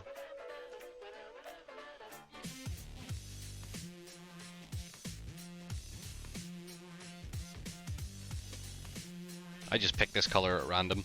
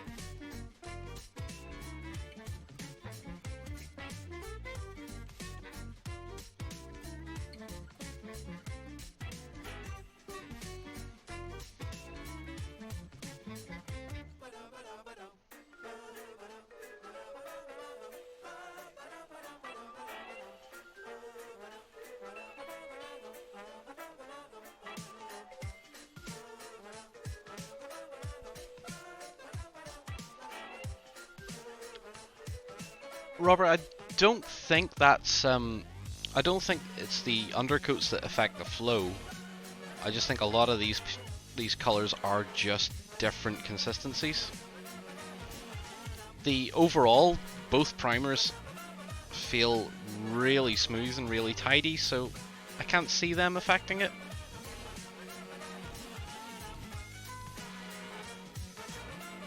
And thank you, Cultia. I'm glad you enjoyed yourself.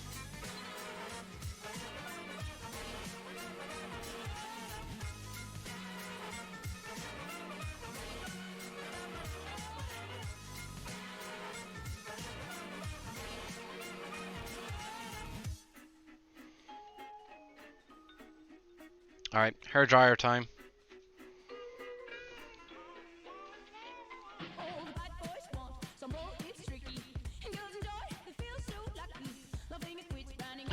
Just hobbying online with you? That wouldn't be a bad idea though. I'd actually quite enjoy that. You guys have been a great crowd tonight. Right, gonna mute again for hairdryer.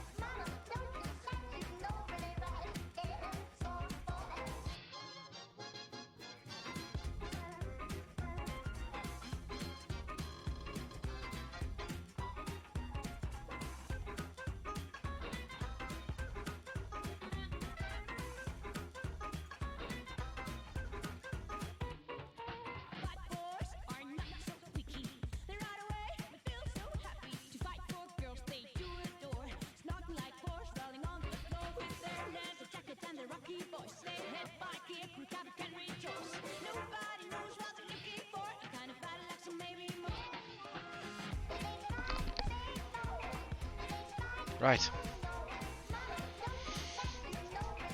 Not the best coverage I've done ever, so we'll tidy that up real quick.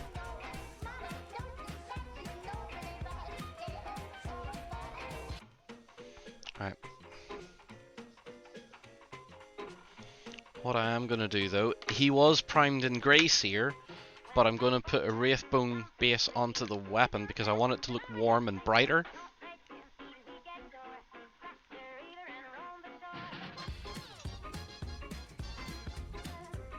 This is cool, being able to be able to play with color temperature so easily.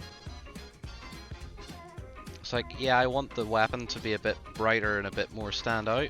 That's great. Well, we have the means to do that without needing to rifle through a lot of our other paints. So I know that's a very minor compliment, and it won't affect most painters anyway, but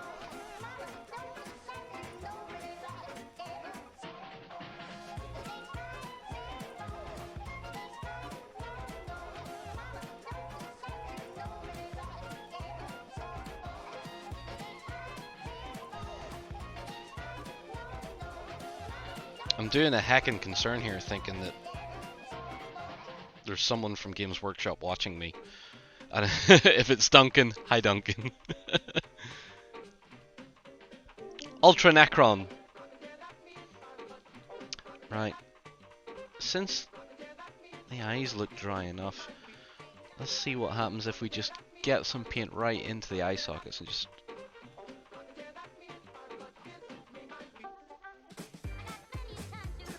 see if we can make contrast do a bit more work for us in and around the eyes for a glow.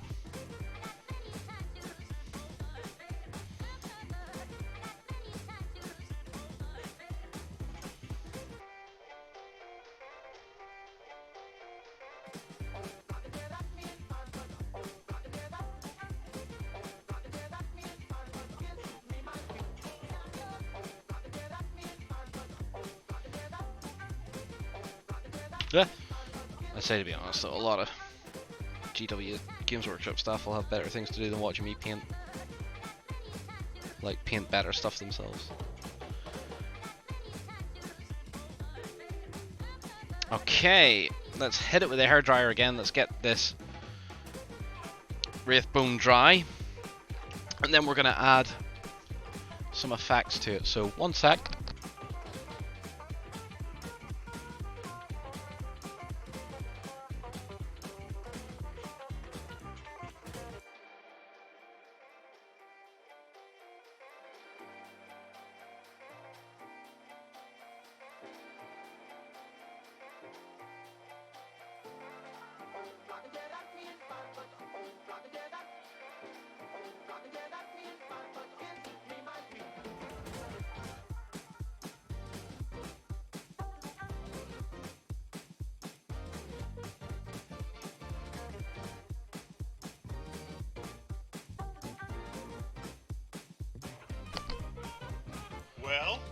Well, hello, dudes! We painted this in 25 minutes.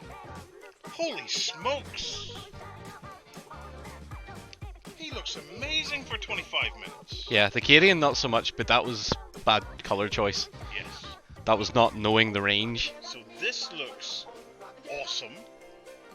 This looks shit. Yeah. Yeah, he does. But that's okay. You know, contrast paints, they're not magic. No. Did you try my airbrush thing? Yes. Well, is it something that's going to... It's very minty. It's quite minty. I wasn't expecting you to use that colour, John. Well, what we all kind of figured out in the chat was that it's an extra idea you can go for, but it doesn't feel worth the effort. Yeah, I think I agree with that. Yeah, I don't think the end result, if you got one of them, we'll do one of them sometime. Yeah. Just as a thing, but I think I agree with that. I think it's not exactly worth the step. Yep. So far, so good. This is amazing. Yeah, he's turned out really well. For 25 minutes. We think someone timed it at about 20-25 minutes. That is awesome. We think. Okay. So you're hair drying a Necron there. Yes. Good. Are you enjoying the stream, folks? Hopefully this has been useful for people to get a bit of insight into how all of this works. Yeah. Right, I'll leave you to it. Enjoy. Yep. We're down to the last 20 minutes. Yep, 20 minutes. Good luck, John. We'll finish the Necron in the next 4, probably.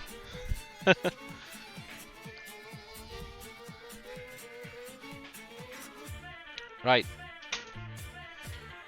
They say contrast paints, so blah, blah, blah, blah, blah, with purple. Blue and purple Necron, because why not?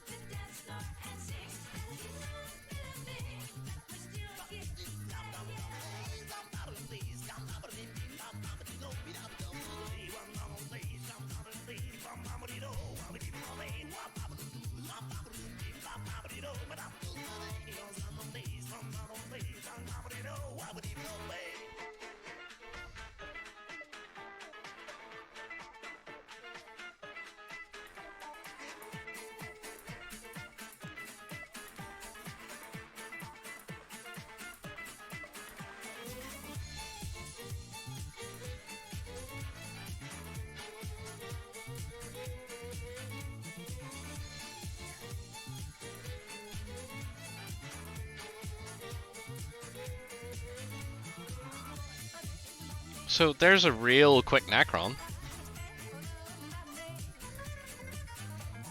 So if you want to call that a battle ready Necron, I'm fine with that. I'll accept that anytime.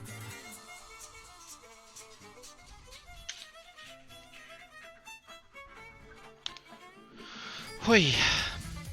Third color. What was the blue? The blue is actually Achillean green. There's like a deep sea green. He looks alright for having so little done to him.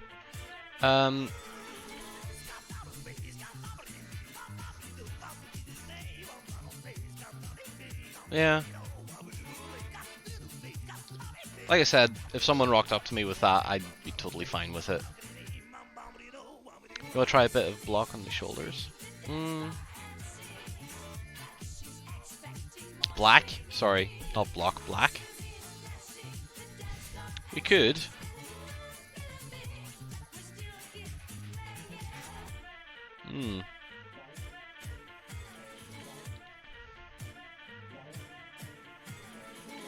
I think it's acceptable. But let's give the shoulders a coat of grey sear anyway, and let's add another colour.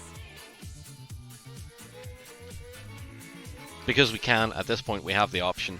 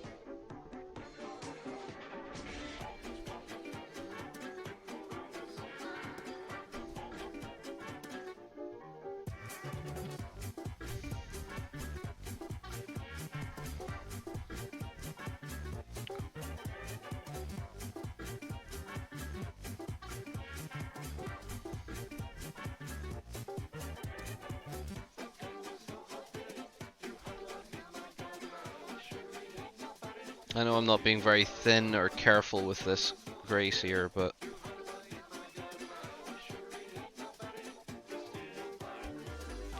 it's about pace.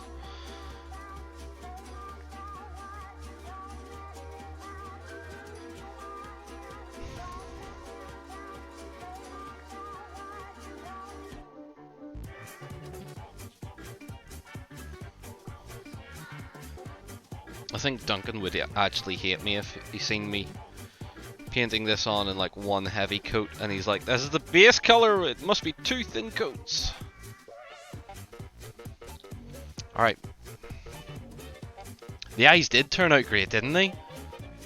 I was kind of shocked by that too.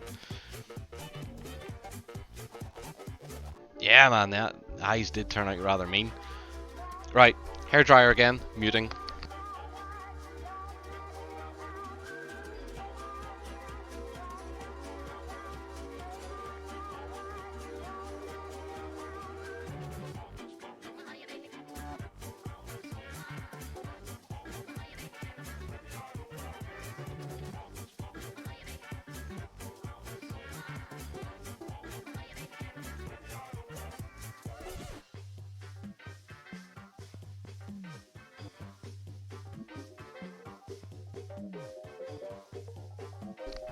You can steal the idea all you wish.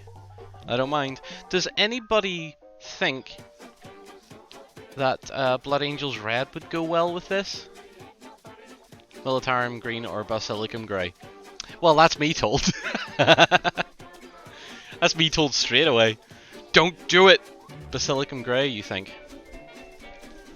Yeah, let's try. Let's keep it muted. Let's just no more Nazreg yellow. He doesn't need to have gold shoulders.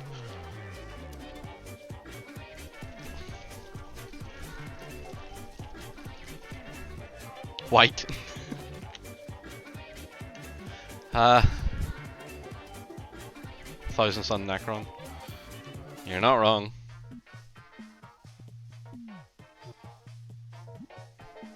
Yeah, consistency is the key difference in this paint range compared to what else is available. Don't forget though that Games Workshop is trying to create an entire paint range and paint system for people within their hobby. It's not about, well, I can go to Vallejo and get something else, or I can go to Scale 75 and get this, which will do either a better job or, you know, price differences and stuff like that. It's not about that. It's creating the culture that people want to use your methods, your stuff on your models. Yes, the more experienced painters out there are going to turn around and go, nah, I'm fine painting with this range or this particular brand. I'm much the same at home.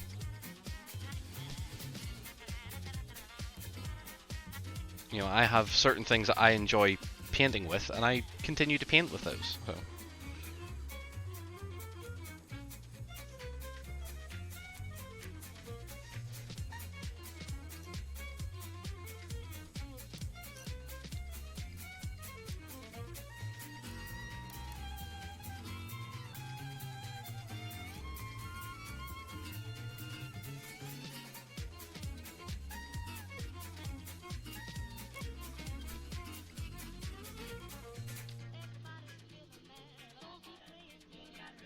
Alright, so that's Basilicum Grey on the shoulders. It's kind of cool what it's doing over the greys here. It's yeah, it is actually kind of cool. It's fading away from the edges. That's kind of nice.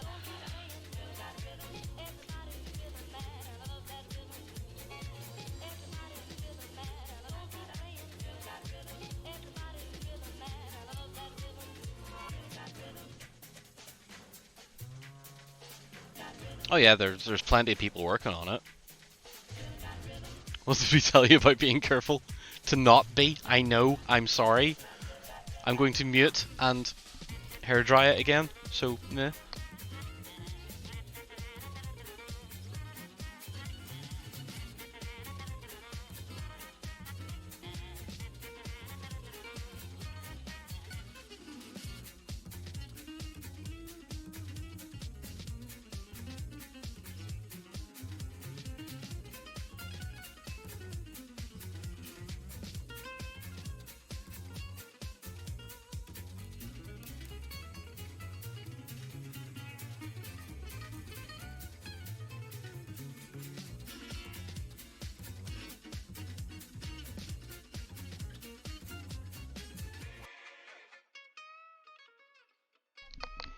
So yeah, as I said before, the contrast stuff does take a bit longer to dry, but the effect that that's having over the curved surfaces of that shoulder are quite interesting.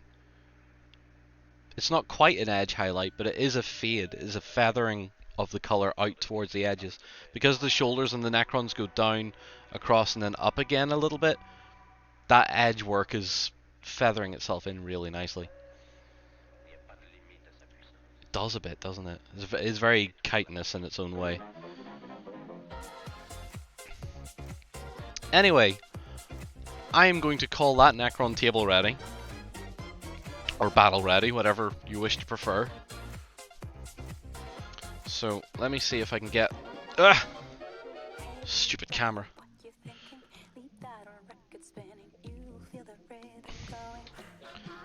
So, our achievement in about 45 minutes is to have the Skink and the Necron to a point where I would be happy to see someone put these on a table. I'd be very happy and very pleased to see someone put these on a table. And I'd be like, that's great, you use your contrast paints. And I'm really happy with the Skink. The Skink feels more like, you know, a low budget version of the box art, which isn't a bad thing either.